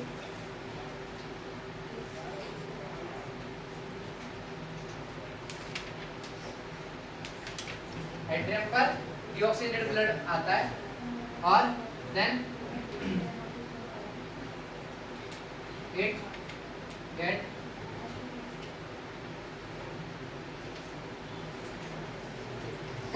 oxygenated by gills और then this oxygenated blood ventricles पे जाता है, फिर वहां से बॉडी में ट्रांसफर होता है। समझ में आया? एट्रियम पर डीऑक्सीजनेटेड ब्लड, फिर देन वो गिल्स पर जाकर ऑक्सीजनेटेड होकर आएगा और फिर देन वेंट्रिकल्स के थ्रू बॉडी में ट्रांसफर होगा। इसको हम क्या बोलते हैं? Single circulation. किसमें पाया जाता है? फिशेस में बेसिकली सिंगल। और किसमें? जिनके पास में टू चैम्बर्ड हार्ट है, ये हो जाएगा सिंगल सर्कुलेशन। ठीक है, अब इधर ध्यान दो। एक सर्कुलेशन के दो ही टाइप होते हैं, एक तो सिंगल होता है, एक तो डबल होता है, और एक होता है तीसरा, इसको हम बोलते हैं इनकम्प्लीट डबल। क्या होता है? Incomplete double. इधर ध्यान देखो।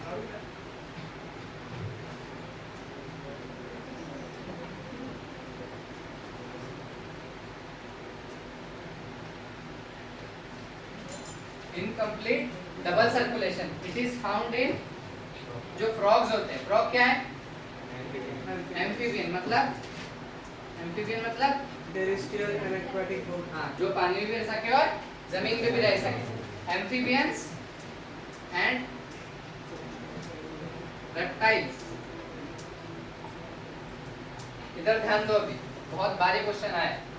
रेप्टाइल्स में 3 चैम्बर्ड हार्ट होता है जो कि इनकम्प्लीट डबल सर्कुलेशन दिखाता है, एक्सेप्ट क्रोकोडाइल। क्रोकोडाइल में क्या होता है? 4 चैम्बर्ड हार्ट।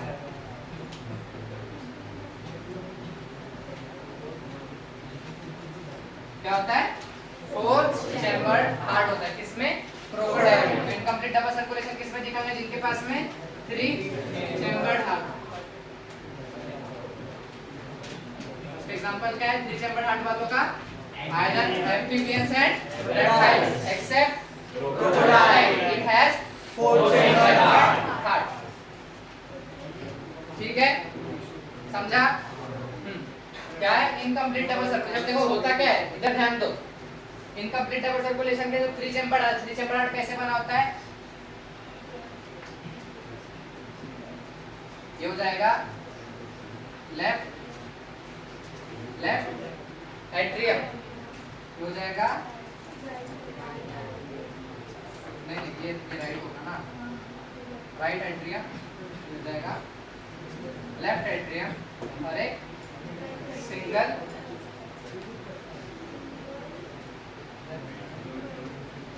वेंट्रिकल। अब ध्यान दो इधर, राइट एट्रियम के अंदर ब्लड बॉडी से जाएगा, बॉडी से कैसा डीऑक्सीजनेटेड, बॉडी का पूरा इधर ध्यान दो सबके साथ, फ्रॉग का हार्ट है फॉर एग्जांपल, तो इसके अंदर 3 चैम्बर होते हैं, एक होता है राइट एट्रियम, लेफ्ट एट्रियम और एक सिंगल वेंट्रिकल। तो जो राइट एट्रियम होता है तो उसमें पूरे बॉडी से जो डीऑक्सीजनेटेड ब्लड होता है वो राइट एट्रियम में आता है, ठीक है। लेफ्ट एट्रियम के अंदर आइदर लंग्स या फिर स्किन, जहाँ से भी रेस्पिरेशन करेंगे, अगर वाटर में रहे तो गिल्स, फ्रॉग में अगर वो लंग से रेस्पिरेशन कर रहे हैं तो वो लंग्स से आएगा, अगर पानी के अंदर है तो गिल्स से आएगा, और स्किन से भी फ्रॉग रेस्पायर करते हैं, ठीक है।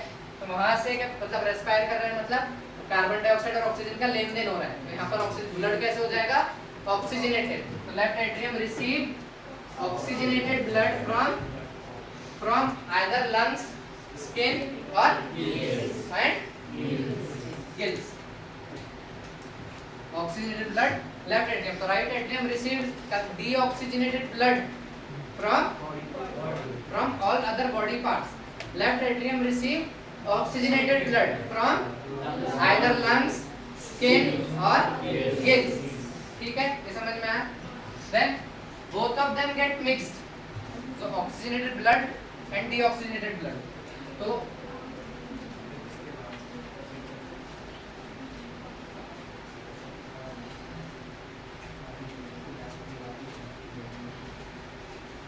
बोथ ऑफ द ब्लड क्या होते हैं मिक्स होते हैं, और कहां पर, किसमें, वेंट्रिकल्स में, क्या वेंट्रिकल में, वेंट्रिकल से फिर पूरे बॉडी में सप्लाई किया जाता है, समझ में आया। इसीलिए इसको क्या बोलते हैं इनकम्प्लीट डबल सर्कुलेशन और मिक्स्ड सर्कुलेशन, उसका दूसरा नाम क्या हो जाएगा, क्योंकि इसमें ब्लड कैसे हो रहा है मिक्स हो रहा है।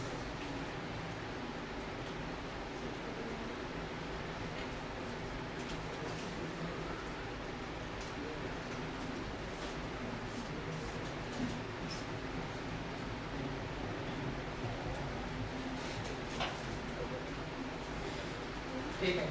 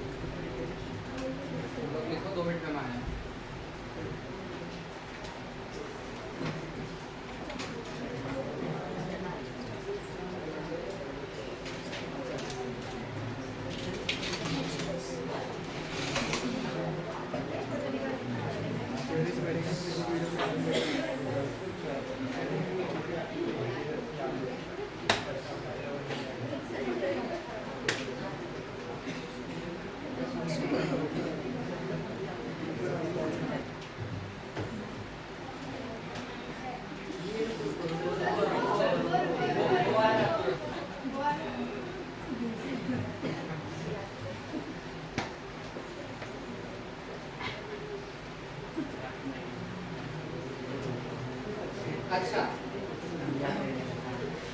जो ब्लड वेसल्स होते हैं उसके कितने टाइप है? मेजर टाइप कितने हैं?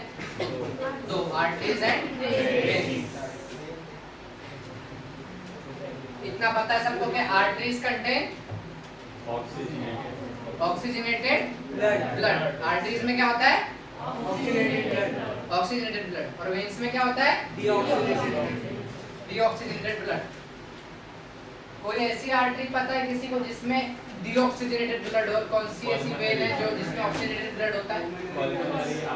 Pulmonary artery and pulmonary vein contains opposite. Artery है लेकिन वो डीऑक्सीजनेटेड ब्लड कैरी करती है और पल्मोनरी में ऑक्सीजनेटेड ब्लड कैरी करती है। इतना पता है सबको?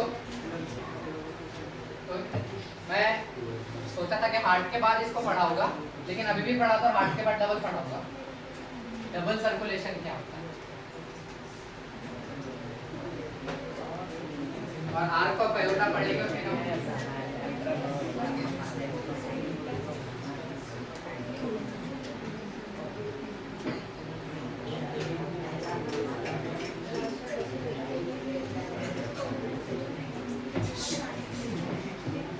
इधर ध्यान दो, देखो इधर, इधर ध्यान दो सबके सब। दो चीजें, एक होती है आर्टरीज, एक होती है वेन्स। आर्टरीज को हमेशा हम रेड कलर में डिनोट करते हैं और वेन्स को ब्लू कलर में। वेन्स क्या कैरी करती है? Deoxygenated blood. Deoxygenated blood.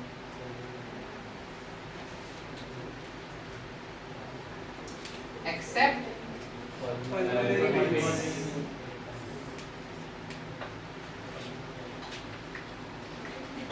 Pulmonary veins. और आर्टरीज क्या कैरी करती है? Oxygenated blood. बोलो, ऑक्सीजनेटेड ब्लड। ऑक्सीजनेटेड ब्लड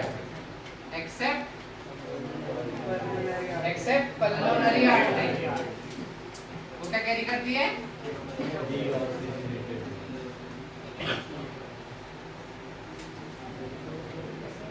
जो आर्टरीज है इनका डिफरेंस हम बाद में पढ़ेंगे, लेकिन आर्टरीज जो होती है बॉडी के अंदर सुपरफिशियली जो हमें दिखते हैं ना, ये क्या सब क्या होते हैं? वेन्स होते हैं। आर्टरीज बॉडी में डीपली प्रेजेंट होती है। कोई भी आर्टरी ऊपर नहीं देखने मिलती एक्सेप्ट रेडियल आर्टरी, जो यहाँ पे रेडियल ट्यूबरसिटी, वहाँ पे रेडियल सरफेस ऑफ अल्लाह के जो लोअर एंड ऑफ रेडियस होता है वहाँ पे हम उसको पैल्पेट कर सकते हैं। एक्सेप्ट रेडियल आर्टरी जिससे हम पल्स लेते हैं। कोई जो आर्टरीज होते हैं बॉडी के अंदर कैसे होते हैं? डीप होते हैं, सुपरफिशियली नहीं दिखती। उसके दो रीजन है। एक तो arteries are directly connected to heart, ठीक है, आर्टरीज में ज्यादा ब्रांचेस नहीं होती। सेकंड रीजन इनमें ब्लड प्रेशर काफी हाई होता है। और थर्ड रीजन क्या? ऑक्सीजनेटेड ब्लड है। हम उसके साथ में नहीं खेल सकते। ऑक्सीजनेटेड ब्लड के अंदर क्या होता है? PO2, partial pressure of oxygen. SpO2 बोलते हैं ना, सैचुरेशन ऑफ SpO2। कोविड के टाइम पे SpO2 कितना है, टेम्परेचर कितना है, SpO2 ऐसे कुछ था। SpO2 हॉस्पिटल में देखा नहीं है कभी? ये रीडिंग होती है, स्मार्ट वॉच में पेज होता है, ठीक है। तो आर्टरीज क्या कैरी करती है? Oxygenated blood except pulmonary artery. Veins क्या कैरी करती है? Deoxygenated blood except pulmonary veins. Pulmonary का मींस क्या होता है? जहां पर भी पल्मोनरी आए, पल्मोनरी इन्फेक्शन,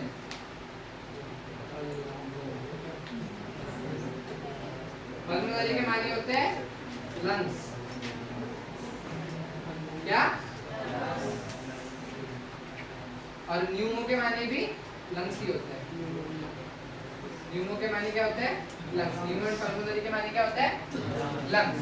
जैसे न्यूमोनिया यानी लंग्स के अंदर लंग्स का एक इन्फेक्शन है, ठीक है। न्यूमोकोनियोसिस यानी ऐसे लंग्स के डिसीजेस जो डस्ट की वजह से हो, उसको हम क्या बोलते हैं? न्यूमोकोनियोसिस। तो न्यूमो के माने क्या होते हैं? लंग्स। पल्मोनरी के माने क्या होते हैं? लंग्स। तो अब इधर ध्यान दो, पल्मोनरी वेन यानी हार्ट से लंग की तरफ जाएगी, मतलब बेसिकली एक तो मतलब लंग से हार्ट जा रही है, हार्ट से लंग जा रही है, पल्मोनरी का मतलब यह है। तो कहां से कहां जाती है मैं बताता हूँ। पल्मोनरी वेन कहां जा रही है, ये हार्ट से लंग, लंग से हार्ट, हार्ट से ये लंग से हार्ट आता है, क्योंकि ऑक्सीजनेटेड ब्लड के ऑक्सीजन ब्लड का ऑक्सीजनेशन कहाँ होता है, लंग्स। ठीक है, वो मैं बताता हूँ, इनका ध्यान रखो कि pulmonary vein contain oxygenated blood, और पल्मोनरी आर्टरी, आर्टरी है लेकिन फिर भी इट कंटेन्स डीऑक्सीजनेटेड ब्लड।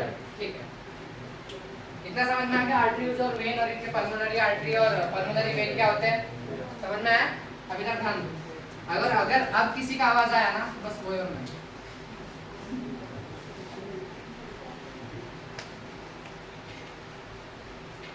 जड़ ध्यान देना, ठीक है।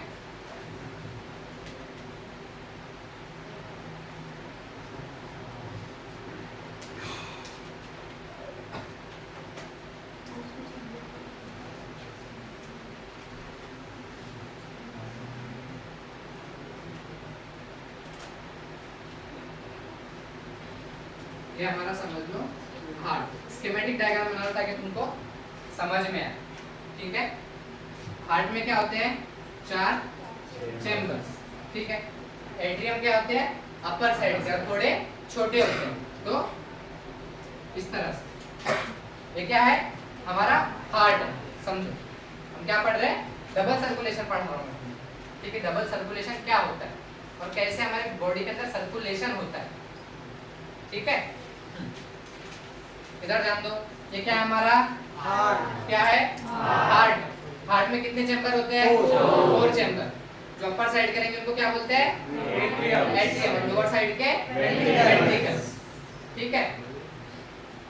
अब जो लेफ्ट वाला जो पोर्शन होता है वो, इधर ध्यान दो, ये इधर लिख कर रख रहा हूँ, जो left portion of the heart है, it will deal with the oxygenated blood,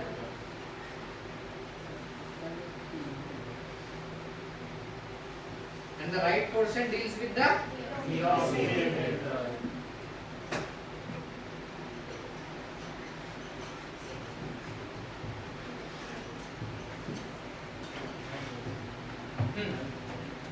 ये क्या हो जाएगा, राइट एट्रियम।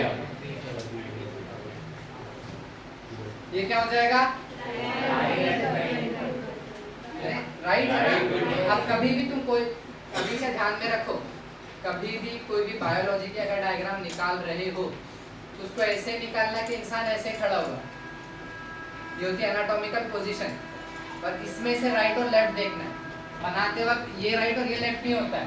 हम बना रहे हैं एनाटॉमिकल पोजीशन डायग्राम, तो डायग्राम कैसी रहेगी, इस तरह से। तो फिर ये वाला पोर्शन क्या हो जाएगा, हार्ट का लेफ्ट, और ये वाला राइट। कभी भी कोई भी डायग्राम निकालो, फॉर एग्जांपल स्टमक निकालते हैं, तो ये कौन सा हो जाएगा पोर्शन, लेफ्ट पोर्शन।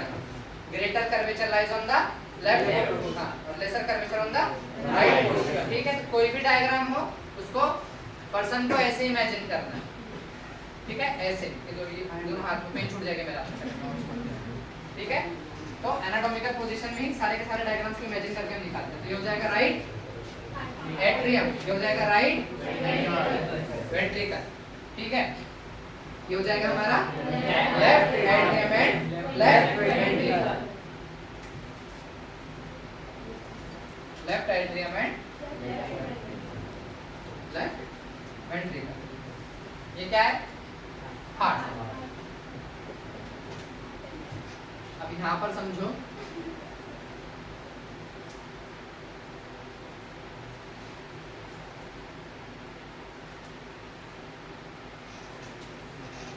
क्या है, लंग्स। हमारे नीचे लोअर इस पर है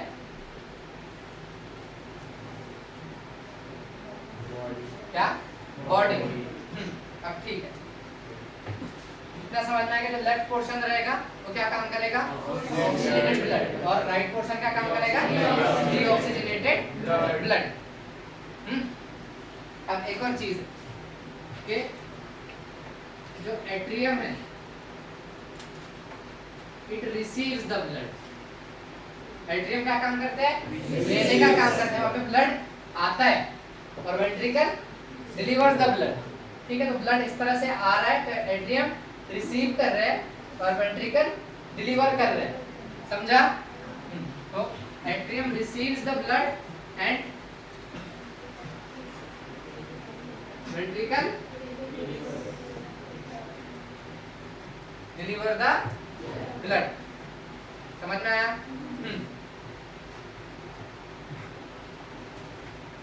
अब राइट एट्रियम कौन सा ब्लड रिसीव करेगा?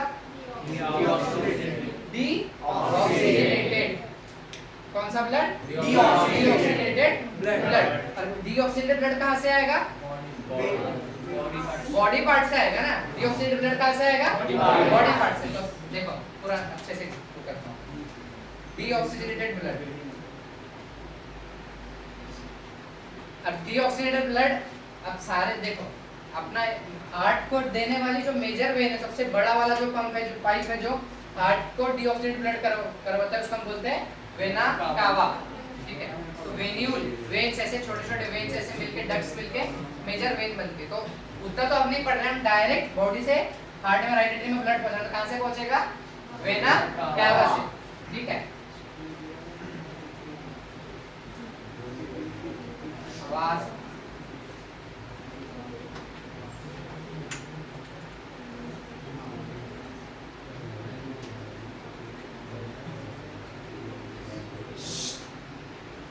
बाहर जाना है।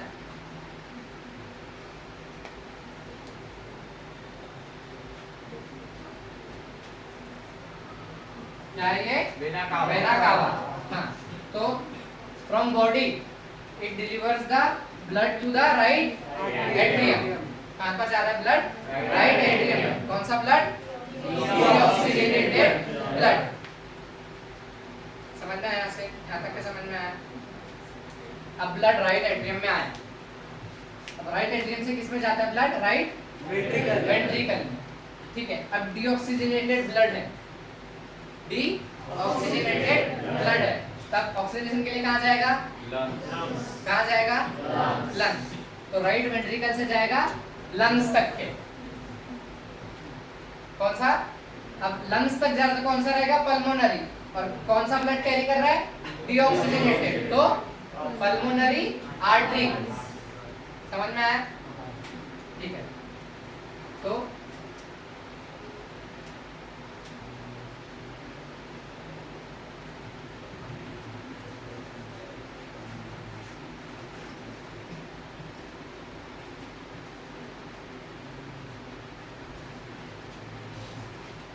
पल्मोनरी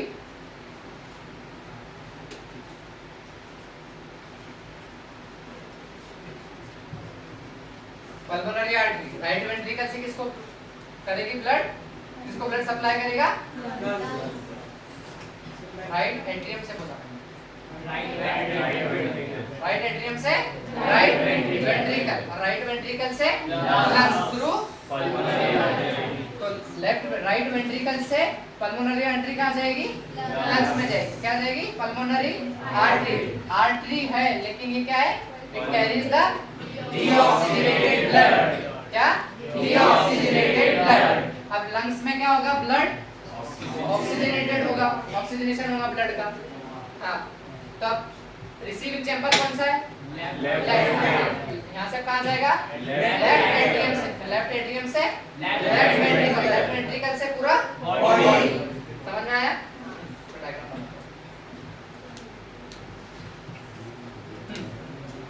तो अभी लंग्स, अब लंग से लेफ्ट एट्रियम,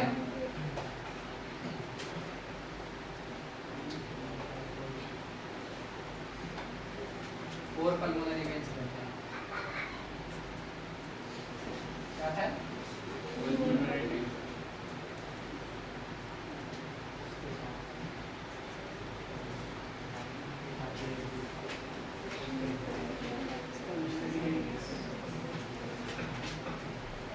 क्या होता है? Pulmonary veins. वेन है लेकिन it carries the oxygenated blood. हाँ, अब ठीक है, अब तुमको जो मैं बता रहा था पल्मोनरी आर्टरी कहाँ से कहाँ, पल्मोनरी वेन कहाँ से कहाँ। पल्मोनरी आर्टरी राइट वेंट्रिकल से लंग्स, तो लंग हार्ट से लंग्स, और पल्मोनरी वेन कैसे लंग्स से हार्ट। समझ में आया किसका था वो कि कौन, मतलब हार्ट से लंग कौन सप्लाई करता है, लंग से कौन सप्लाई, हार्ट कौन सप्लाई करता है। समझ में आया। Pulmonary artery carries the blood from the right ventricle to the lung for oxygenation, and then the pulmonary vein carries the oxygenated blood to the right left atrium, left atrium, हाँ, और फिर left atrium से blood जाता है left ventricle, और फिर left ventricle से पूरे बॉडी को सप्लाई करता है। क्या बोलते हैं उसको,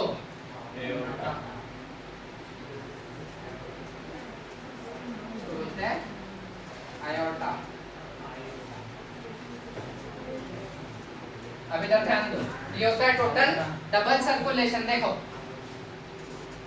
पहले ब्लड डीऑक्सीडेटेड ब्लड कहाँ रहा है, राइट एट्रियम, राइट एट्रियम से राइट वेंट्रिकल, तो वेंट्रिकल से लंग से right atrium, left atrium, left atrium से लेफ्ट वेंट्रिकल, और लेफ्ट वेंट्रिकल से विद द एरोटा, जो भी तुम बोलो, ठीक है, समझ में आया। हाँ, तो अब बॉडी जो हार्ट से जो इसमें जा रहे हैं, लंग्स में जा रहे हैं, उनको हम बोलते हैं पल्मोनरी सर्कुलेशन। क्या बोलते हैं, पल्मोनरी सर्कुलेशन। और जो बॉडी मतलब जो बॉडी से ले रहा है पूरा डीऑक्सीजन ब्लड और जो बॉडी को सप्लाई कर रहे हैं, वो उसको हम बोलते हैं सिस्टमिक सर्कुलेशन। क्या बोलते हैं, सिस्टमिक सर्कुलेशन। समझ में आया। डबल सर्कुलेशन क्या है, double circulation is consist of pulmonary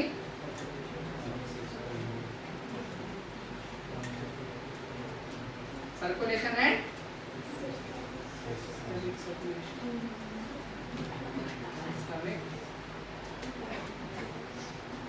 circulation. Pulmonary circulation यानी हार्ट से लंग तक के, तो हार्ट से लंग के लिए पहले कैसे जाएगा, फॉर ऑक्सीजनेशन, तो डीऑक्सीजनेटेड पल्मोनरी आर्टरी, तो पल्मोनरी सर्कुलेशन के अंदर क्या हो जाएगा, pulmonary artery and pulmonary vein, और इसके अंदर सिस्टमिक सर्कुलेशन में क्या हो जाएगा, vena cava and iota, pulmonary artery and pulmonary vein. Pulmonary artery कहाँ पे ओपन होती है, पल्मोनरी आर्टरी कहाँ पर ओपन होती है,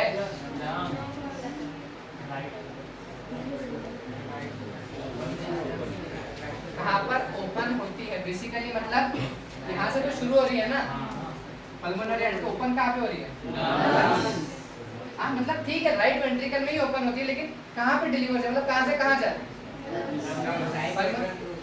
right ventricles to lungs, pulmonary artery, और lungs to left atrium, pulmonary veins, और फिर left atrium to left ventricle, और फिर वेंट्रिकल से body with the iota.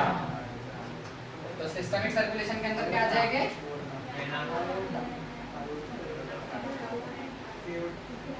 Vena cava and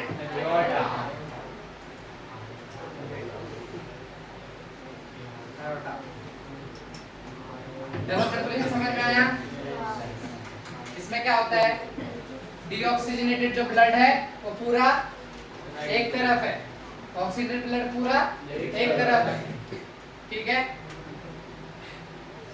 और पहले हार्ट से लंग्स ऑक्सीजनेशन, फिर हार्ट, फिर बॉडी, हार्ट से लंग ऑक्सीजनेशन, फिर हार्ट, फिर बॉडी, ये डबल सर्कुलेशन। समझे डबल सर्कुलेशन क्यों बोलते हैं, कि ब्लड दो बार आता है, पहले आता है फिर ऑक्सीजन के लिए जाता है, फिर आता है फिर बॉडी में जाता है, इसलिए क्या बोलते हैं डबल सर्कुलेशन। समझ में आया तक के, पक्का लिखो।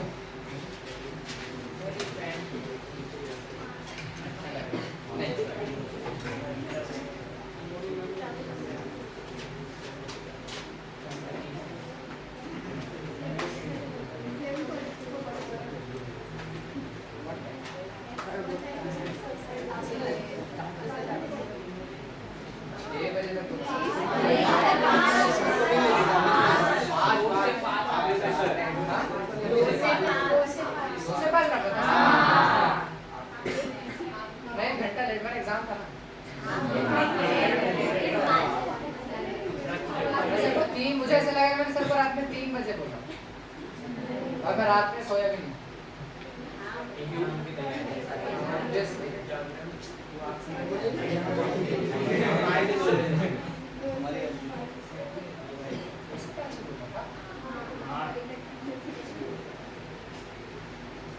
तो हार्ड पढ़ाना होगा ही नहीं आज।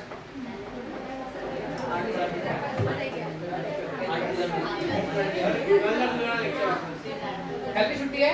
नहीं। कल आ सकते हो? कौन नहीं आ सकता? स्क्रीन में देखो। से 5:30 शाम में 6 से 8। अरे फॉर जस्ट मैं कल हार्ट और कार्डियक साइकिल को जो कार्डियक साइकिल के लिए सेपरेट लेक्चर लगेगा। कल कंप्लीट हार्ट पढ़ाओ 6 से 8। हाँ तो जान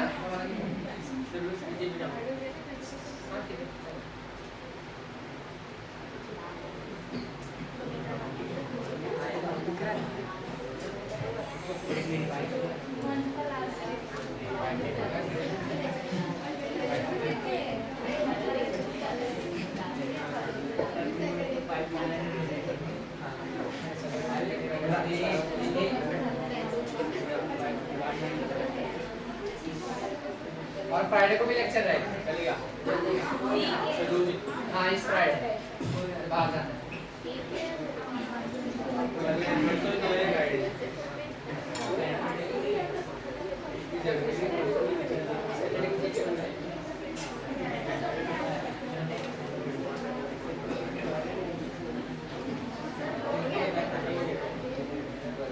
मैं 5 मिनट तक के इसको अच्छे से पढ़ो।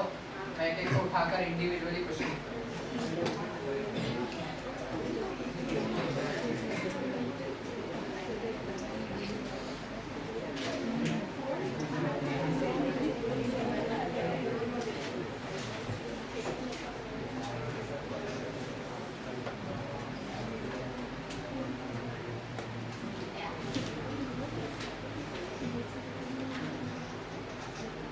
हार्ट का बेसिक डायग्राम सबको पता है?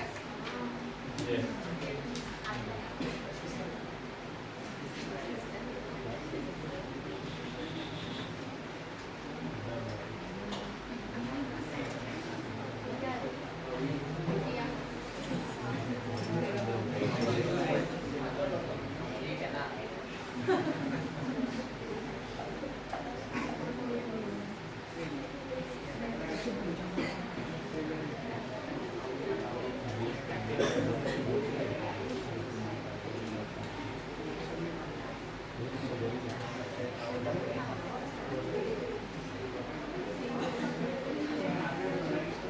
सबको बेसिक डायग्राम आता है हार्ट का?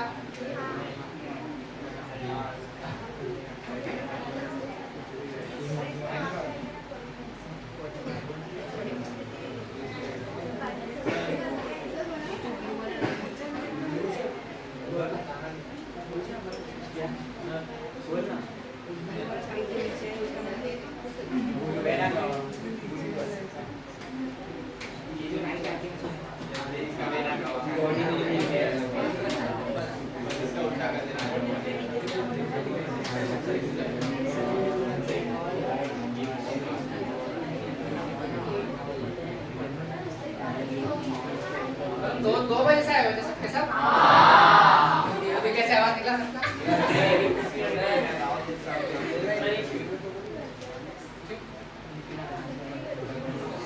सो रहा था क्या तब से? ये तो बिल्कुल कभी टाइम नहीं देता वैसे लिखने के लिए। टाइम पास होगा लोगों के लिए।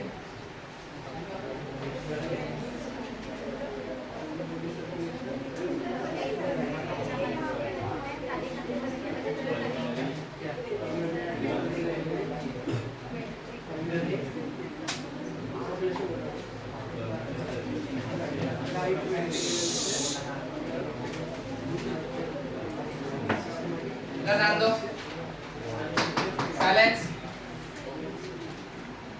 लगी,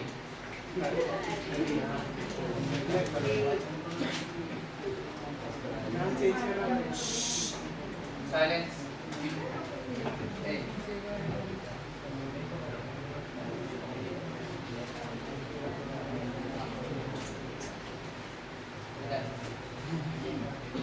सिस्टमिक सर्कुलेशन के अंदर कौन कौन से मेजर वेन्स आते हैं?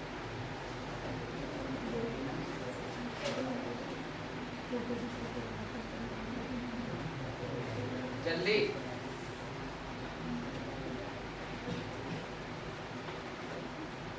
कौन से वेन्स होते हैं?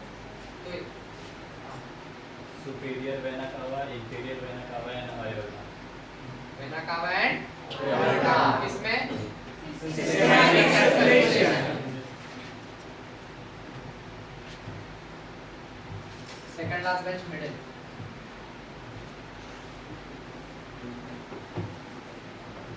राइट एट्रियम से ब्लड कहाँ, किसके थ्रू और कौन सा ब्लड जाता है, मतलब ब्लड आता है राइट एट्रियम में, कौन सा कहाँ से? राइट एट्रियम में, सुन ले पहले क्वेश्चन, राइट एट्रियम में ब्लड कहाँ से, कौन सी वेन से, और या कौन सी वेन या कौन सी आर्टरी से, और कैसा, whether it is oxygenated or deoxygenated, बोलना। राइट एट्रियम में कहाँ से ब्लड आता है, कौन सा ब्लड आता है? हाँ, राइट एट्रियम में, इस साइड वाला जो एट्रियम है इसमें देखा अभी भी दिखा है, राइट एट्रियम में ब्लड कहाँ से आता है? पहले एट्रियम साइड में, राइट साइड में कौन सा ब्लड आता है? हाँ, राइट साइड में कौन सा ब्लड आता है? डिऑक्सीजनेटेड। तो राइट एट्रियम में ब्लड कौन सा आएगा? डिऑक्सीजनेटेड। कहाँ से आएगा? बॉडी से। किससे आएगा? वेना कावा से आएगा ना? ठीक है, तू ही खड़े हो।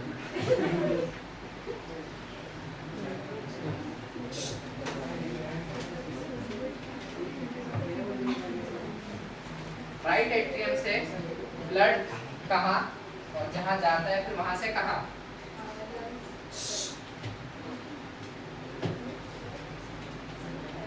राइट एट्रियम से ब्लड कहाँ जाता है? राइट एट्रियम से ब्लड लंग्स में जाता है, और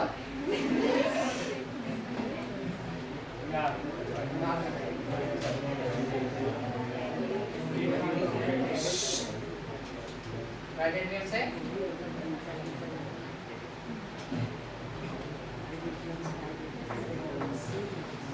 राइट एट्रियम से कहाँ जाता है? राइट एट्रियम से राइट वेंट्रिकल, और वेंट्रिकल से lungs, with pulmonary artery, pulmonary artery कहाँ जाता है?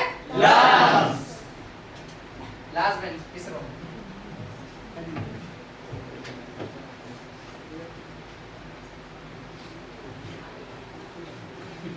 हार्ट से ब्लड, लंग्स से ब्लड एओर्टा तक कैसे पहुंचता है? पाथवे ऊपर, इधर खड़ा हूं मैं, इधर नीचे।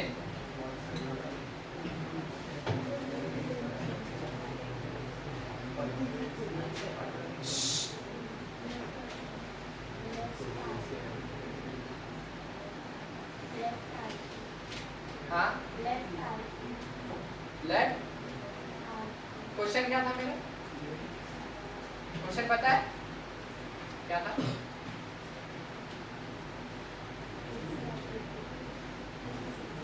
लंग्स से ब्लड एओर्टा तक कैसे जाता है? ठीक है, लंग्स से ब्लड एओर्टा तक कैसे जाता है? लंग्स से पहले ब्लड कहाँ जाएगा? लेफ्ट। ब्लड कहाँ तक पहुंचा है अभी? सुमित, ब्लड कहाँ तक पहुंचा है अभी? Left atrium. खड़े हो। लेफ्ट आर्टरियम से एओर्टा तक कैसे जाएगा? लेफ्ट एट्रियम, लेफ्ट एट्रियम से कहाँ जाएगा?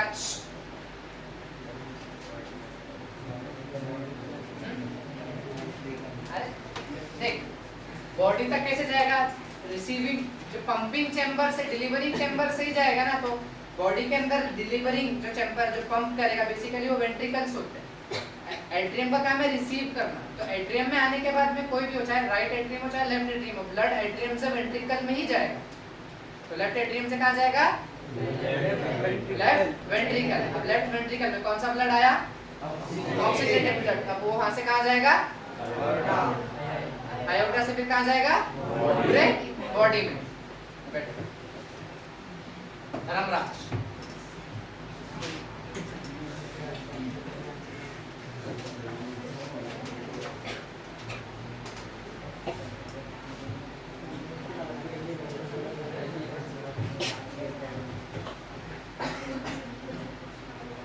systemic circulation does not contain any kind of arteries. True है? Any kind of vein. True है या false?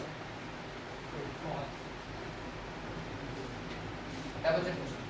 The systemic circulation does not contain any kind of vein.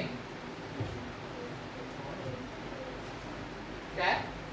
क्यों? ऑक्सीजनेटेड ब्लड मतलब when से travel. Oxygenated blood कहाँ से travel करता है? कहाँ से? हमेशा एक्सेप्ट वन। तो आगे तो जा रहा है ना, आयोटा है। सिस्टमिक सर्कुलेशन में क्या क्या आता है? आयोटा और वेना का। आयोटा एंड वेना का। सिस्टमिक सर्कुलेशन मतलब हार्ट से बॉडी एंड बॉडी से हार्ट। हार्ट से बॉडी कहाँ से जाता है?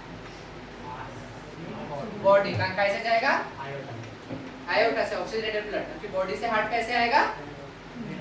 वेना कावा से। तो वेना कावा क्या है? वेन है, लार्जेस्ट वेन है।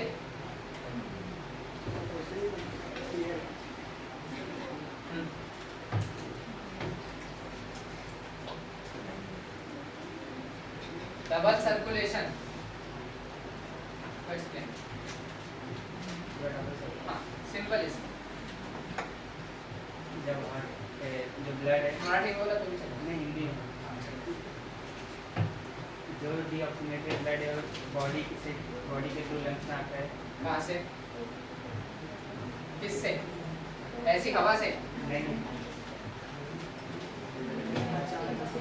हाँ पहले राइट आर्टरी में जाता है। राइट एट्रियम में काय से आता है? कौन सी आर्टरी, कौन सी वेन? वेना का वेना कावा से। हाँ बॉडी से लंग्स है, हार्ट से फिर लेफ्ट है। चक्की बैठ ध्यान दो। बोलो और क्या कर?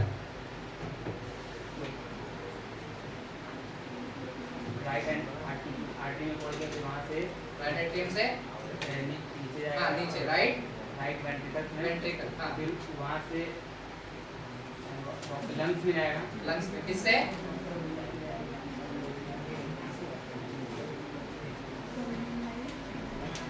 कौन सा ब्लड है राइट साइड में? राइट साइड हाँ डीऑक्सीजनेटेड लंग्स में क्यों जा रहा है? ऑक्सीजनेशन को नहीं, ऑक्सीजनेशन के लिए। यस, तो ऑक्सीजनेशन के लिए जा रहा है तो कौन सी? पल्मोनरी आर्टरी है। वो एक एक्सेप्शन है आर्टरीज का जो which carries the deoxygenated blood. ठीक है, फिर लंग से कहाँ जाएगा? लंग से वापस ऑक्सीजनेशन के बाद में लेफ्ट आर्टरी में। लेफ्ट आर्टरी आर्टरी नहीं, atrium. Left atrium. Left atrium से एट्रियम में ब्लड आया मतलब वो नीचे जाना उसका तय है। ठीक है, एट्रियम से लेफ्ट एट्रियम से लेफ्ट वेंट्रिकल, और वेंट्रिकल से बॉडी कैसे? हवा से जाता है क्या? By body. ठीक है, बैठिए। समझ में आया सबको? डबल सर्कुलेशन क्या है समझ में आया? सिस्टमिक सर्कुलेशन और पल्मोनरी सर्कुलेशन समझ में आया? पल्मोनरी सर्कुलेशन के अंदर हमेशा हार्ट से ब्लड हार्ट से लंग्स और लंग्स से हार्ट जाएगा। तो पल्मोनरी सर्कुलेशन, पल्मोनरी आर्टरी क्या डीऑक्सीजनेटेड ब्लड लेगी राइट वेंट्रिकल से टू द लंग्स, और फिर बाद में लंग्स से right left atrium by pulmonary. ये क्या हो गया? पल्मोनरी सर्कुलेशन है। और फिर बाद में फिर लेफ्ट वेंट्रिकल से जैसी लेफ्ट एट्रियम में है तो फिर आयोटा के थ्रू बॉडी अपनी बॉडी से आईबीसी के थ्रू डबल से राइट एंट्री। समझ में आया सबको? किसी को कोई क्वेश्चन हो? सर आवाज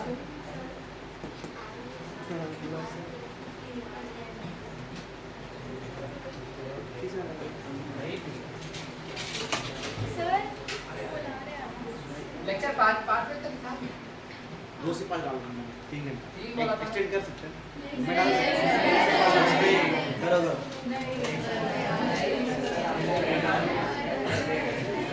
कल आ रहे हो फिर सबके साथ? पक्का?